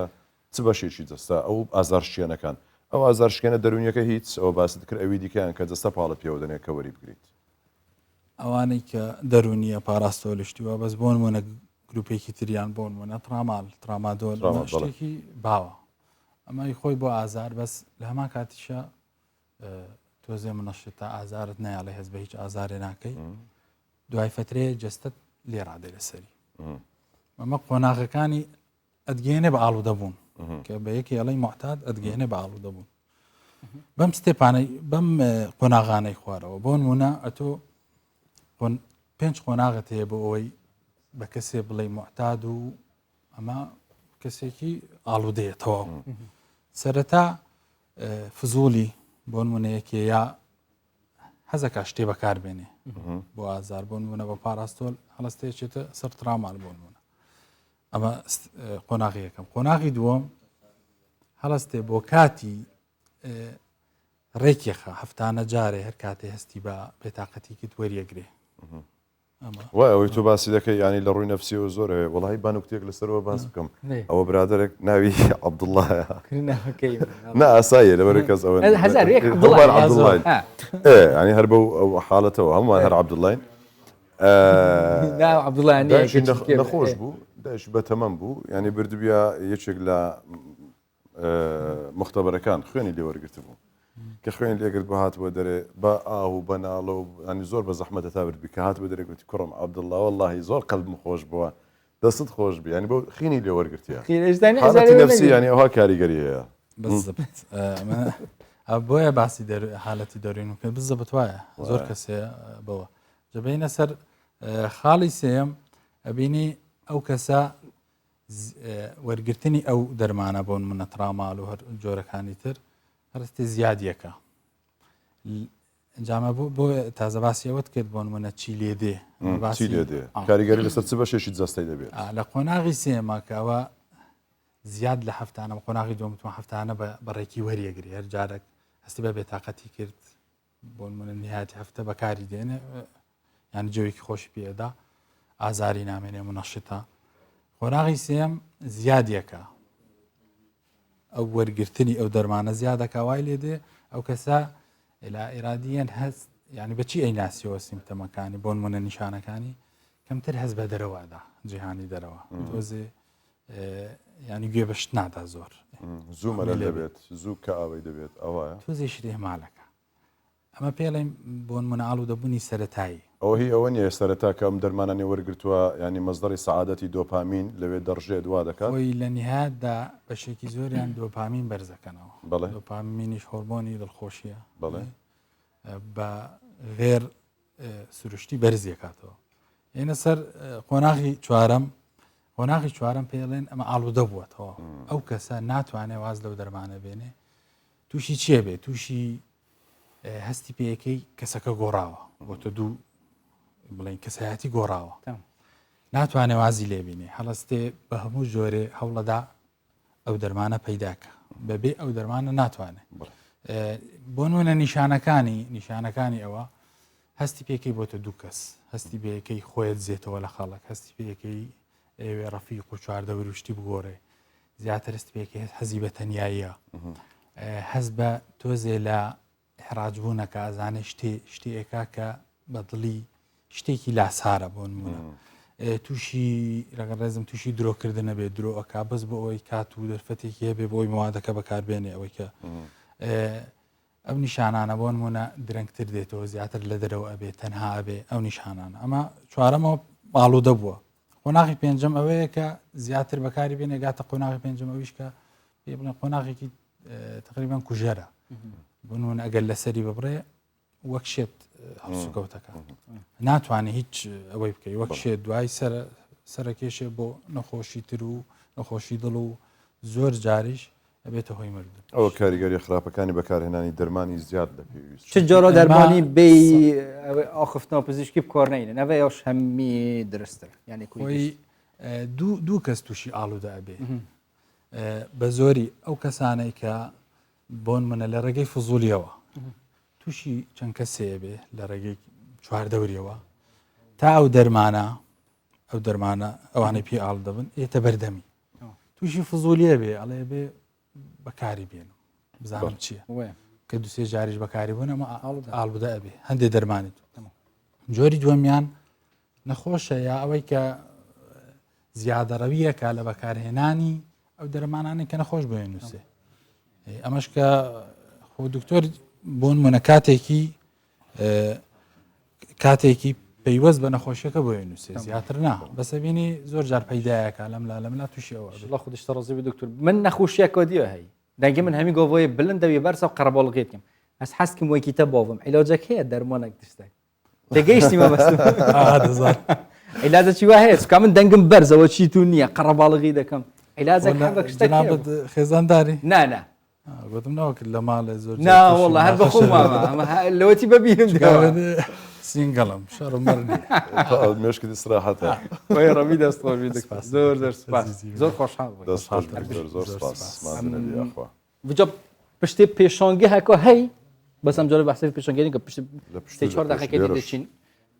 ما بە پێشانگایەکە دی دوو هونەرمەندی شێوەکار پێشانگایەکی تایبەت بە مانجی پیرۆزە ڕەمەزانیان بە شێوی ساد و سەرنجڕاکێش کردەوە یەکێکیان کە ئێستا لێرەیە بەس هەم نزانکیشکە نازانین خوێندن و سەرقالبوونیان بە ژیانەوە ڕێگر نەبوونە لە کارکردن لە سەرتوانە و ئارزوەکانیان ئەوان دەڵێن ڕەنگە لە داهاتوودا ئەو پیشە هونەریە نەبێتە سەرچاوی بژێویان داهاتی پێ بکەن بەڵام دڵخۆشین کە دەتوانین کار لەسەر ئارزوەکانمان بکەین شەرژی دڵخۆشیە خدا پێشانگە لە هەمووی میمترە خۆی کەش بژێوی ژیانیش دڵخۆشی وایە دڵخۆشیە پارەش کردنەوەی پێشانگایەکی تایبەت بە مانگی پیرۆزی ڕەمەزانە نووسینی زیکر و ئاەتی پیرۆزی قورئان بە شێوەیەکی سادە و سەرنجڕاکێش خەڵکێکی زۆری بۆ بینینی کۆکردوتەوە سینا لەگەڵەوەی قوتابی زانکۆیە ئەو ئارەزوی کە لە منداڵیەوە هەیبووە لە یادی نەکردووە جیاواز لە هونەرمەندانی دیکە زیکرەکانی لەسەر تابلۆ نەخشاندووە سینا دەڵێت ڕەنگە لە داهاتوودا و پیشە هونەریەم نەبێتە سەرچاوی بژێوم بەڵام دڵخۆشم کە دەتوانم کار لەسەر ئارەزوەکانم بکەم و لە ڕووی هونەریەوە هەنگاو بنێم لە منداڵیەوە حەزی خۆم لەسەر دروستکردنی وێنە و نووسینی شتەکان بوو ئاەت و زیکرەکان بووە لە کۆتاییەکانی زانکۆم هەوڵمدا کە بگەم بە خەونەکانی خۆم و دەست بکەم بە کارکردن لەسەر ئەو شتێکە لە منداڵیەوە خولیام هەبووە لەسەری چونکە زانیم هەتا کۆتایی لەسەر ئەو شتە تو ناتوانانی بەردەوام بیکە خۆشی لێ نەبینی و خۆزگی خۆت نەبووە مدەی ساڵێکە دەستم پێ کردووە کە زانیم تەواو زانکۆکەم بە کۆتا دێتن هەوڵمدا ئیشێکی تکە بۆ خۆم بدۆزمەوە وەکو ئەوەی کە بەهری خۆمی تێدا بەدەر بێخم چونکە مرۆڤ دائیم لەو شتە سەرکەوتو دەبیتن کە حەز و خۆت خولی خۆی بۆ هەیە ئەو هونەرێکی ئەمن دەیکەم لە ئێستادا لەوانەیە نەبتە سەرچاوەیەکی سەرەکی بۆ داهاتی ژیانی من بەڵام حەزم لێیە ئەو هونەرە ئەو بەهرەیە کە هەمە لە پاڵ وەکو بڵێن پارچەیەکی ژیانی من داگیر بکاتن بە جوانی خۆی ژیانم جوانتر بکاتن بۆ هوەرەی کە هەمە. بەشێکی تری پێشانگەکە تایبەتکرا بوو بە وێنەکێشانی بەشێک لەوە دیبوون و سرە دیارانەی کورد کە لە سەدەکانی ڕابردوودا خزمەتیان بە ئەدەبی کوردی کردووە. لەلایەن هاوڕێی سیناوە وێنەیان کێشراوە و بە یەکەوە بڕیاریانداوە پێشانگایەکی هاوبەش بکەنەوە. ڕێژین دوایەوەی ژیانیە و کەسایەتیانە دەخوێنێتەوە بیر لەوە دەکاتەوە کە لە پێشانگایەکدا بیان نەخشێنەیە وەکو پێزانینێک بۆ خزمەتەی بەگەلی کوردیان کردووە بۆ ئەوەی وەبیر خەڵکو و بە تایبەت گەنجانی بهێنێتەوە و پێیان ئاشنا بکات. هەردووکمان بڕیاری ئەوەمان دەکە پێشانگای بکەینەوە لەبەرەوەی هەستمان کرد کە هەردووکمان خۆی گەورە توانایەکی پێداین بەهرەی پێداینکەوە لەبەرچ ئەو توانایەمان پیشان نەدەین لەبەرچ لە ناخی خۆماندا بیشارینەوە. هەموو کەس بە هەست دەکەن کە پێویستە بەوەیە کە ئەو توانای خۆی گەورە پێدای پیشانی کەسەکانی دەوروبەریبدا. لێرە ئەو وێنانی ئەمن کێشایتمەوە وێنەی پرۆتریتە وێنەی کچە کەسایەتیەکە ئەوەی پاڵنەر بوو لە بۆ ئەوەی کە ئەمن ئەو وێنانە بکێشمەوە ئەوە بوو کە ئەمن ژیان نامەیانم خیندەوە پاش ئەوەی کە ژیان نامەیانم خیندەوە هەستم بەوەی کرد کە ئەمە دەبی سوپاسگوزاری ئەوان بین کە پێی بزانین ئەوانە چەند خزمەت و چەند کاری گەورەیان بەرامبەر بە کوردەکان بەرامبەر نەکار کوردەکان تەنانەت کەسایەتی هەیە بەرامبەر بە هەموو دنیا کردیە تەنانەت کەسایەتیمان هەیە هەموو دنیا قەرزداری کارەکانیەتی. هونەر و دەزڕەنجینی پیشەیەکن هەرچەند کاری تیادا بکەی فراوانتر دەبێت و لەگەڵ هەر هەوڵدانێکی زیاتر نوێگەری لە هونەرەکەتەوە فێر دەبی. خوێندن و سەرقاڵبوونی گەنجانیش بە ژیانیانەوە ڕێگر نەبوونە لە کارکردن لەسەر چوانەوارە زۆکانیان لەگەڵ بوونی هەر دەرفەتێکدا هەوڵی بەرەو پێشچوون دەدان لەو بەهرەی کە هەیەە. شەیمەبایز کوردستان 24 هەولێر.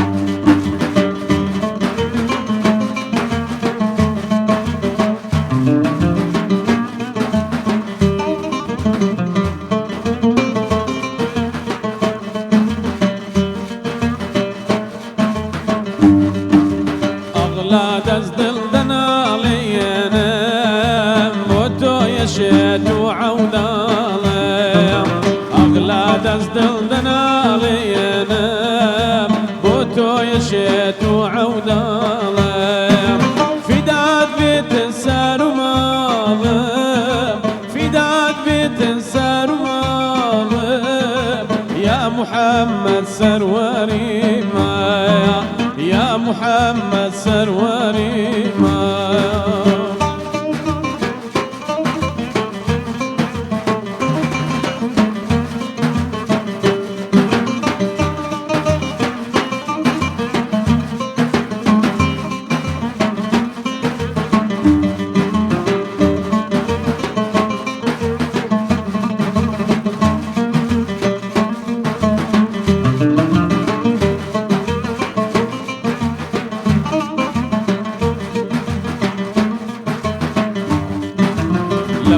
كتاود هالينا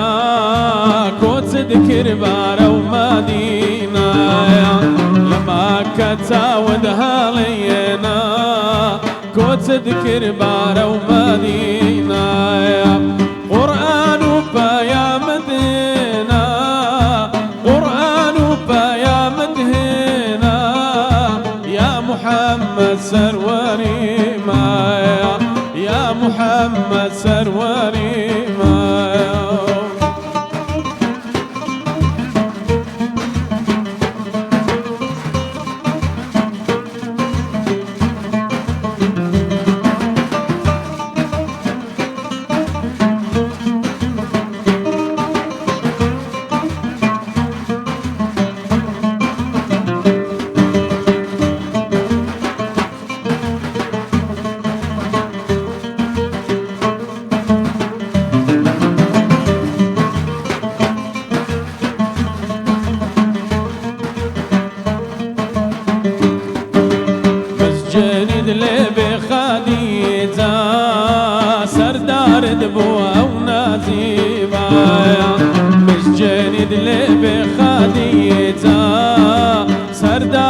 بو أو نازيبا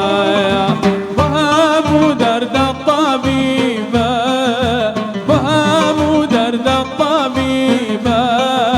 يا محمد سروري يا محمد سروري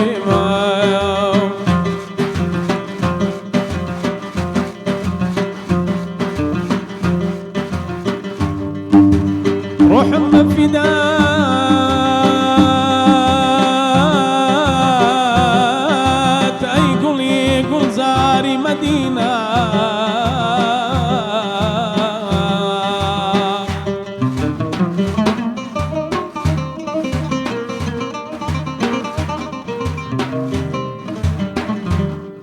روح مفدات أي قل زاري مدينة لطفتها بير وبكى مقصودي مدينة يا رسول الله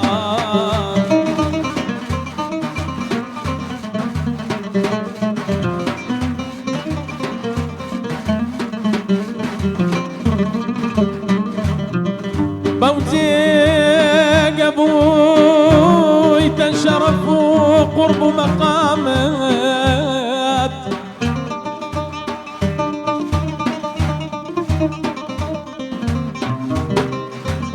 بوزيق أبوي تنشرف قرب مقامات لطفت بباب مخشى لطفت بباب مخشى ورا جرمي مدينة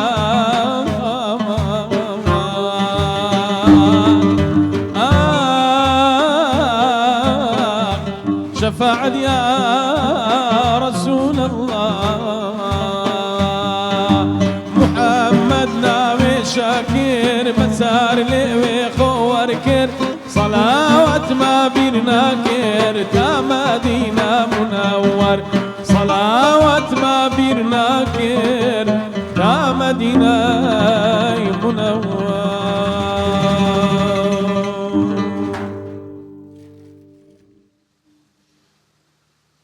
سپاس ماندوو نەبن دەستان خۆش دەستان خۆش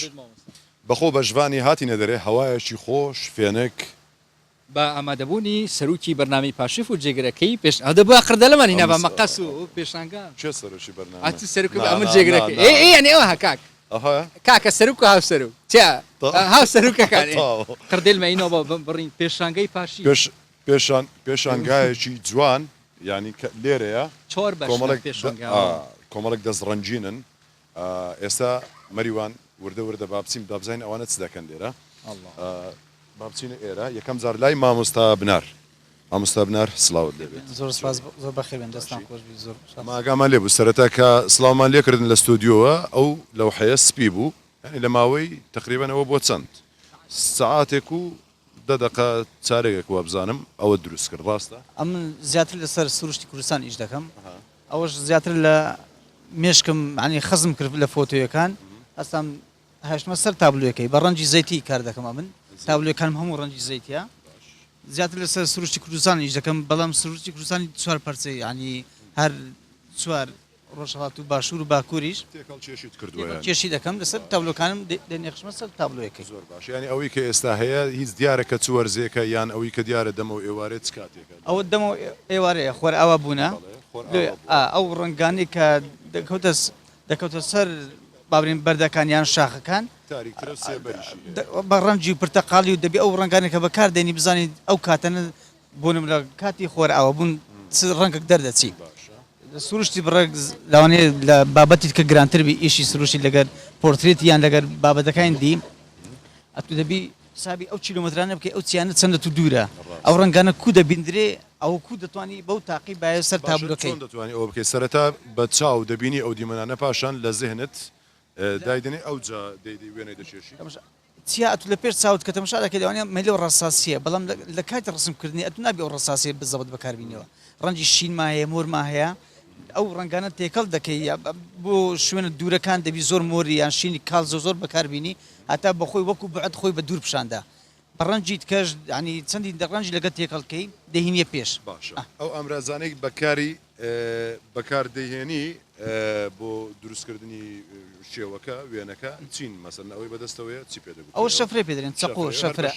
فلچە بەکار نایانی فلچێ بەکاردێنم بە زیاتر بە تەکنیکی فلچە ئەمن ینی ڕوحەتی دەکەوتە بەرێ دەبەرەوەی ئەو سروشتەی کوردستان زیاتر شاخاوی باڵێن ئەوەیە چیا و شتی تێدایە زیاتر بە شەفرەی ڕوحەتی ئەو بەردە ئەو مستەبنار ینی ئەمانەش هەموو ئەو لەوحانە هیچ جەنابتانن مەریوان جوانە زۆر سەرنجڕاکێش جوانە هەوڵ نەداوە ئەوە ببێتە وەکو بژێوی ژیان یاخود هەر بۆ حەز و ئارەزوە چۆنە وەکو بژێ و ژیان نەبیتە بژێ و ژیانم بەڵام ئەم ئەگەر تابلوی هۆی دەفرۆشمەوە لە بۆ مادەکەی پێ دەکڕمەوە ینی ئەو مادێکە ئێس ئەم هینایتم تابلوم فرۆشتوە ئەو مادەیەم پێکڕیتەوە چەندی فرۆشیار لەسەر بەردەوام ئەمن ئیشکردنی زیاتر دەتوانم پەرەبەی شەکەی خۆم بدەم زیاتر زۆر باشە ڕۆژانە تو خەریکی وێنە چێشان دەبی یان چۆنە ئەمن مامۆستامە لە کاتی دەوامی ئەگەر وێنە نەچێشم لەگە تەڵەبان مامۆستای هونەریشم لە ماڵەوە هەر ویشەی دەکەم من بەس وێنە چێشانە ئێوە سەرکەوتنت بۆ دەخوازم با بچم لای مامۆستایانی دیش با بەوانش ڕا بگەم ببوورە لە وێنەکردنەکەمان کردیت بەردەوام بە دێمە لای مامۆستا سەردار مامۆستا سەردار چۆنی جانی من بەخێر بێ خۆشت بەخێر بێ تو چییە وەڵی من ئەوڕۆ وایە تاوان بەس بادینەکەی تێ ناکەم سوێرانەکەی تێ دەکەم ئەوان هەستێکیان بادینی نەبێت شتێنێ ئەمن ئەوڕۆ وەکو شێوەکار بەشدار نەبم وەکو فۆتۆگرافەر بەشدارم زیاتر کەرتوری و زیاتر ئەو شوێنانم ئەوە کردیە کەرتورینە ئەوە یەکە لەو شوێنەکە هەولێرە بەڵێ لەو شوێنە کەرتوریانەیە ئەوشان قەڵای هەولێر و بازاڕی شار کە شوێنێکی گشتیە خەڵک سەردانی دەکەن ئەوە شەر بازاڕی شاری پێدەرێن ئەوەش پارچی سامی حەمدوڕەحمانە لە پاییزە ئەوانەی ئەو لاش ئەوەش هەر پەنجەرەی قەڵایان دەتوانانی ئەوێ ئەو دوو هەم قەڵای هەولێرە هەمیشە پەنجەرەی کوێەوە ناو قەڵایە یەک لە خانە کۆنەکان لێ کردووە وەڵا ئەوە بخۆی ڕۆناچی بوو بەڵام هەندێک کاری هوەریمان دەسە کرد وەکو ئیشی هوەری تێکەڵکردنی فۆتۆگرافی و هوەری بۆ شێوازە دەرچوو زۆر باشە ئەمە وەکو هەرتەنیا خولیایەکە یا خودت هەوڵتداوە ببێتە بژێوی ژیانیش بەخوای بژێوی ژیان کەمتر بە زیاتر وەکو خولیایەک بەکاری دەینین وەکو بوارەکەی خۆمان نزیکە لە بواری شێوەکاری وانە سێ کتێبیشم هەیە دەربارەی کەرتور و هونەر ئەوەیەک لەو کتێبانەی کە لە هەولێر تایبەتە بە ئاسار و شوێنە کەرتوریەکانی شاری هەولێر هەمووی فۆتۆی خۆمە تایبەتە بە باشە نازانم باش دەردەچی زۆر جوانە وێنە دەست خۆش هەموو بوارەکانی تێدایە کەرتور و ئەو شوێنە هوەریەکان و شوێنە مەسەن ئەو شوێنانی کە کەسایەتیەکانی هەولێرەنە بەڵێ ئەوانە هوەرمەندەکان ئەوە ناو قەڵایە قەڵا و ئەوانەیە ئەوە شێوازی ئەو شێوازانەی لە قەڵا هەیە مەسەرەن ئەو بەڕە و جازم و شتانە ئەوە فستیڤالەکانە ئەوانەی کە لە فستیڤالەکانی شاری هەولێر دەکرێت ئەوش ئاوارەکانە ئەوە چاڵاکیەکانە زۆربەی بارەکان دەگرێت ئەوە شەر یەک لەو کتابانەیە کە تایبەتە بە کوردانی ڕۆژئاوا ئەوە کوردانی ڕۆژئاوایە زیاتر کۆکردنەوەی ئەو کتێبەکان بۆ ئەوەیە کە ببینێتەوە زیاتر ئەو چکە زۆر جار ئەو فۆتیانە کە دەگری و خەڵکانێک نایبینی هەدەفمانەوەیە کە خەڵکی بیانی دەرەوەی کوردستان کە پێشتریش مەعرەض و شتمان هەبووە لە دەرەوە و لەوانە زیاتر ئەو بناسرێن وەکو هەولێر دەستەکانت خۆش بێت ماندوو نەبی بەڕاستی هوەرەکەت جوانن ئەمنە شتە زۆر سەرنجم ڕادەکێشێت زۆر جوانە ئەوە زۆر جوانە ئەوەی کامتانە ئەوە ژوان دەستخۆش بۆ هەر چۆر میێوانە چونکی کارێت هەر چۆرە گەلە گەلە تایبەتن و سوپاس بووانە کە هاتینەوێری پێشانگەکە ئەوسا بچیکی جان بکری جارێ دوو خاتین دوو خانمێ لەفمە gelek spas بۆ واش کە میوانداری مە قبول کرد مەمنون ناف زیج بیرام چن بوهار بوهار بگرب خیراتی سینە سینه از بریم که تو راپورتش داوی تو دو جارب خیراتی بوهار خان رو دا سکینه شولته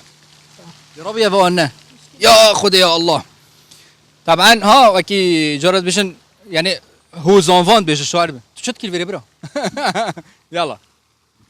الأم مدرسة إذا عددت شعب الطيب العراقي أكيد دايك قطاب خانك هذا موش في تابلو داس بيكين دي ورا فيري بخير أخو ها ورا فيري دي هو صوتشين ئەوە یەک لە تابلۆکانە کە بەناوی دایکە دروستم کردووە سۆزی دایکی جیاوازیەک ناکە لە بینی ڕۆڵەکانی بینی کچ و کوڕلێکوان دوو کۆترم دروست کردووەیەکی پەمبەیەکی شین مەبەستمان لە شین ناو گەلی کوردوا باوە شین ئلابێ بۆ کوڕ بێ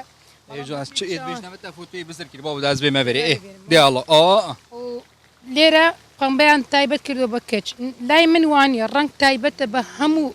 کار هەمی جانن بۆ نمونە ئێگن کە ببینێت دلوی بکەفتێت شتێکی وسا شوە بکرێت سوشال میدیا این شتێکی وسات کنی زۆر ئاسایە ڕنگ گرنگ ئەو کەسێک کە بتوانێت ڕەنگەکەی بگونجێنی لەگەڵ خۆی لەگەڵ پێستەکەیە مەبەستامە تو تێگەشتی سوشال میدیا هین وان تابلوێت خۆت فرۆشن یانجی بەس بۆ جانی این چێت دەفرۆشین ئەمە زۆر چ جهەکی بدەست بکەون سوشال میدیای ناوێت چ زانم پیجە گرامان هەیە ناوێت چه هەبنای هەنسکێ هەنیس بەڵێ هر کەسێکی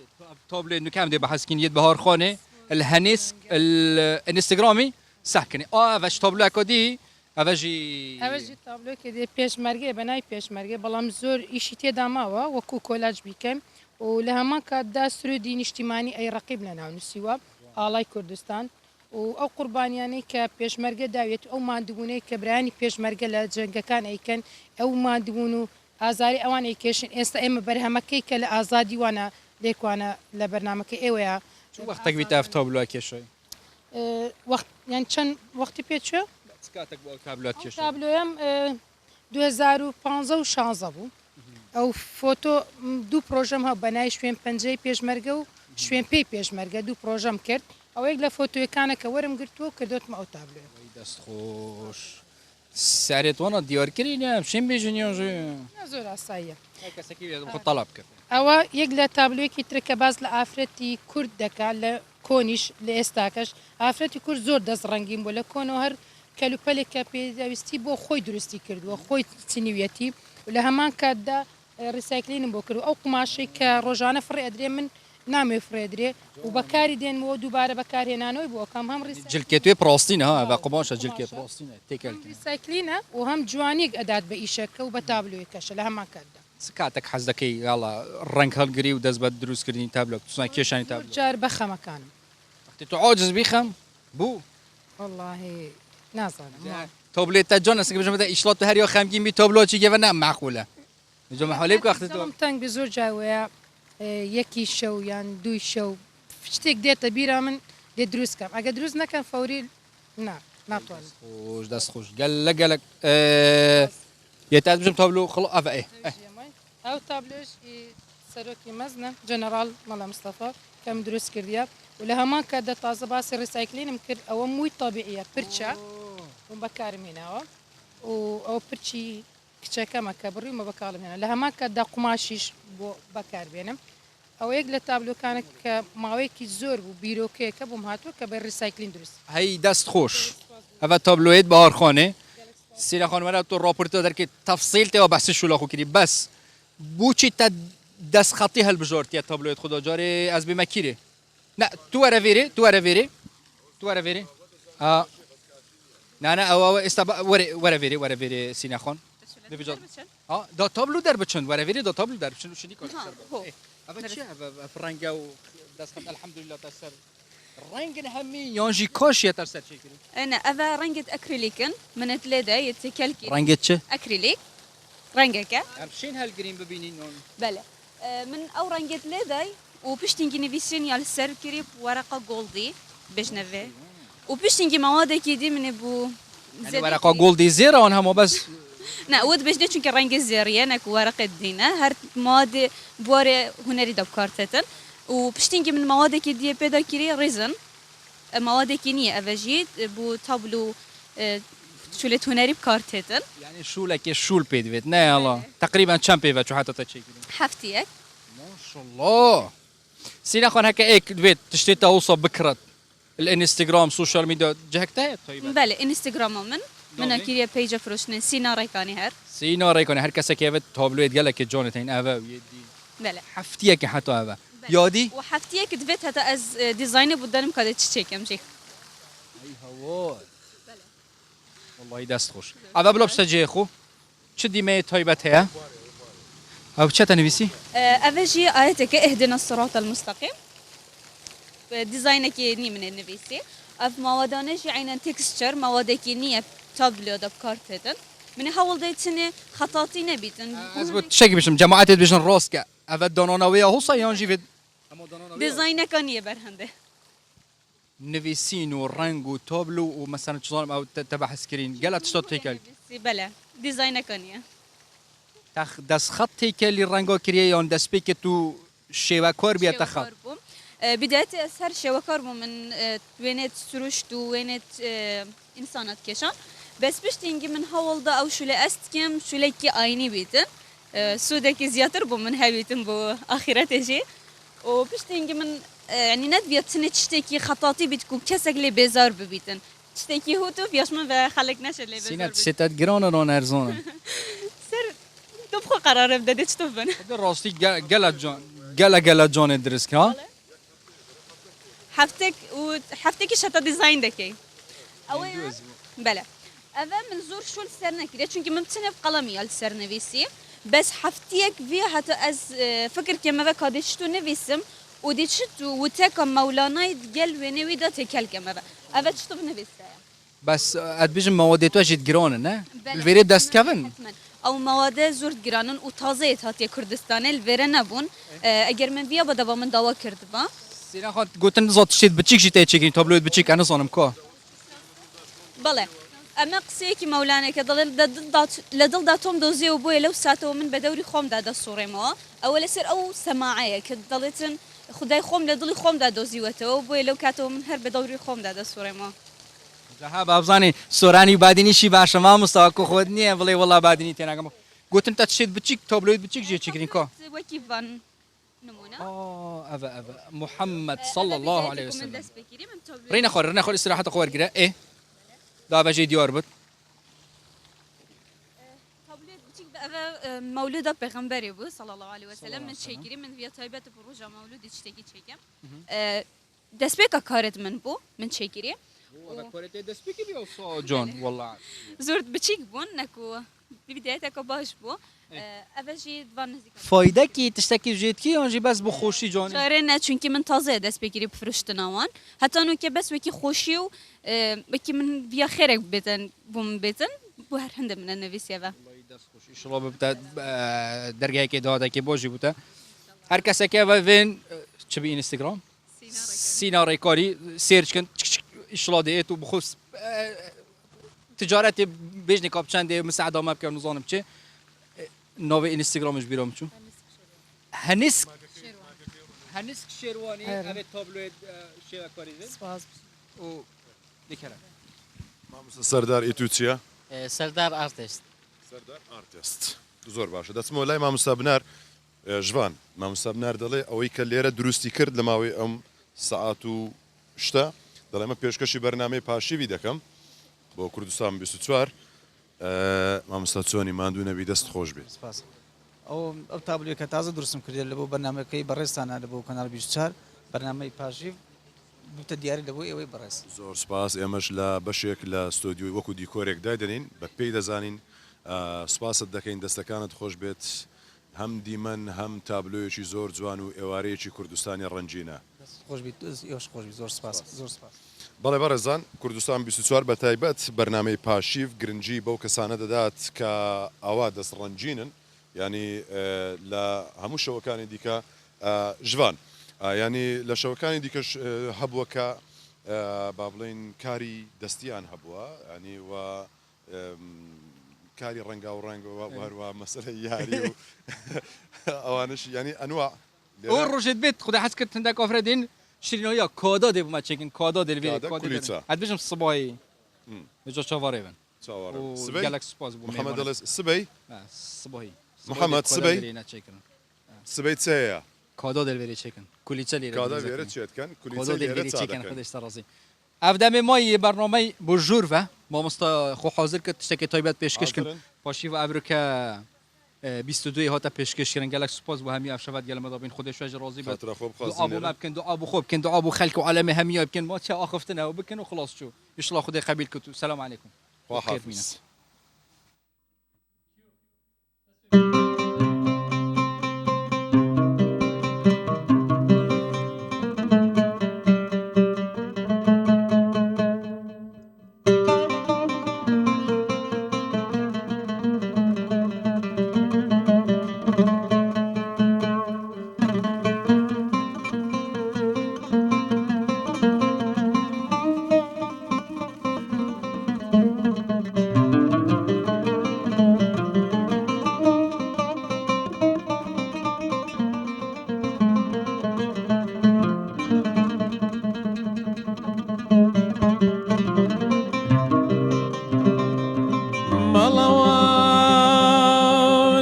شاهی منگان میوان زور دلگیرەکان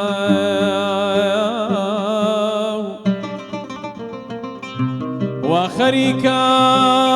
جێمان دێنی و چێ گەورەیت لە بیر دەکات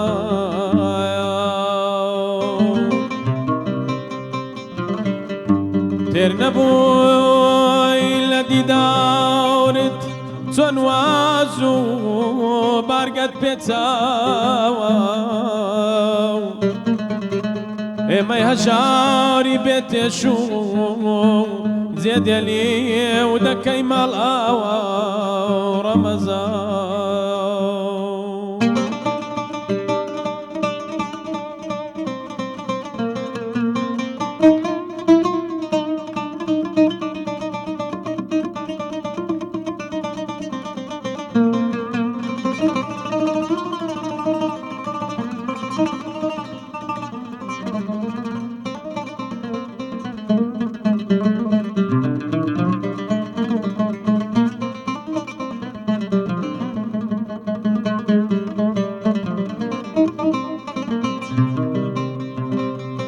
زۆرمان پێویستی بە تۆ بوو وەرزە ڕازاوەکەی ئیمان تا لە سۆز و شیرینی خۆت ئاو دێر بکەی دڵ و گیانمان هێشتا بۆ کاتی سەفەرت گەلێ زوو بوو شەمانجی ساڵ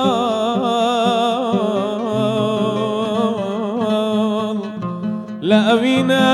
تێر نەبووی ئێمەی عەوداولی زیکر و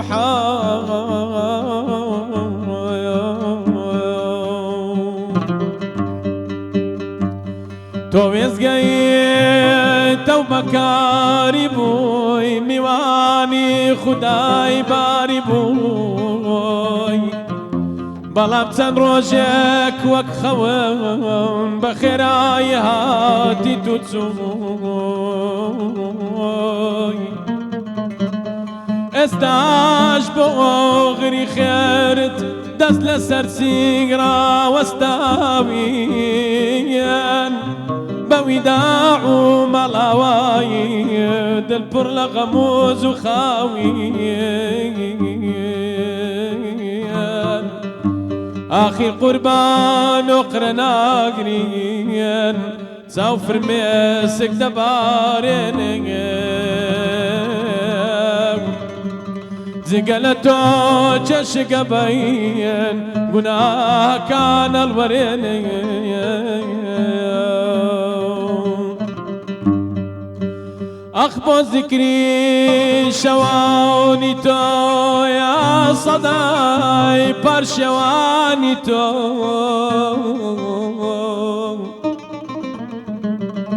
شەوانی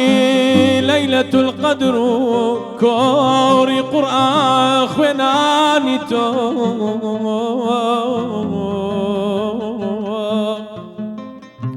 هزار خۆزگا بەو کاتانە چاوەڕوانی بەربانگت بووی دەست بە دوعا لە خزمەتت میێوانی سفرەی جوانت بووی دەسا خوایە بما خەبەر لێ خۆشبوون و ڕەحمەتی ئەو خۆزگە لێمانی قبولکەی پەرستشی ڕۆژان و شەو تەمەنیشمان پێ ببەخشی ساڵێکی ترشاد بینەوە لەگەڵ ئەم ئارامی دڵا دەست لە ئەم لاو ئەو لای یەک بینەوە فداي بالله توما يا رسول الله شيداي بالله توما يا حبيب الله بيتوش يا نمتما يا رسول الله لا تبرهم وغمام يا رسول الله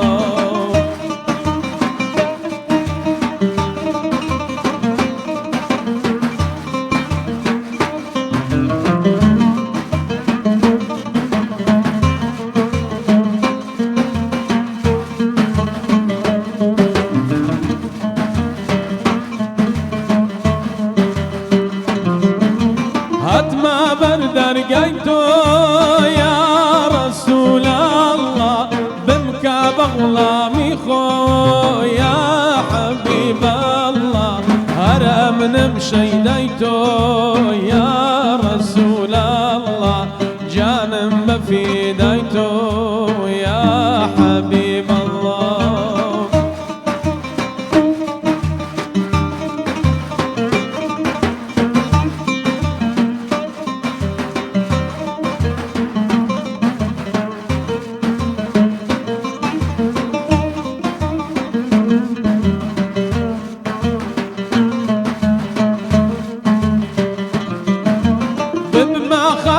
بيتو يا رسول الله مالم لرقيتو يا حبيب الله روح وجيان بوتو يا رسول الله ساوم لرقيتو يا حبيب الله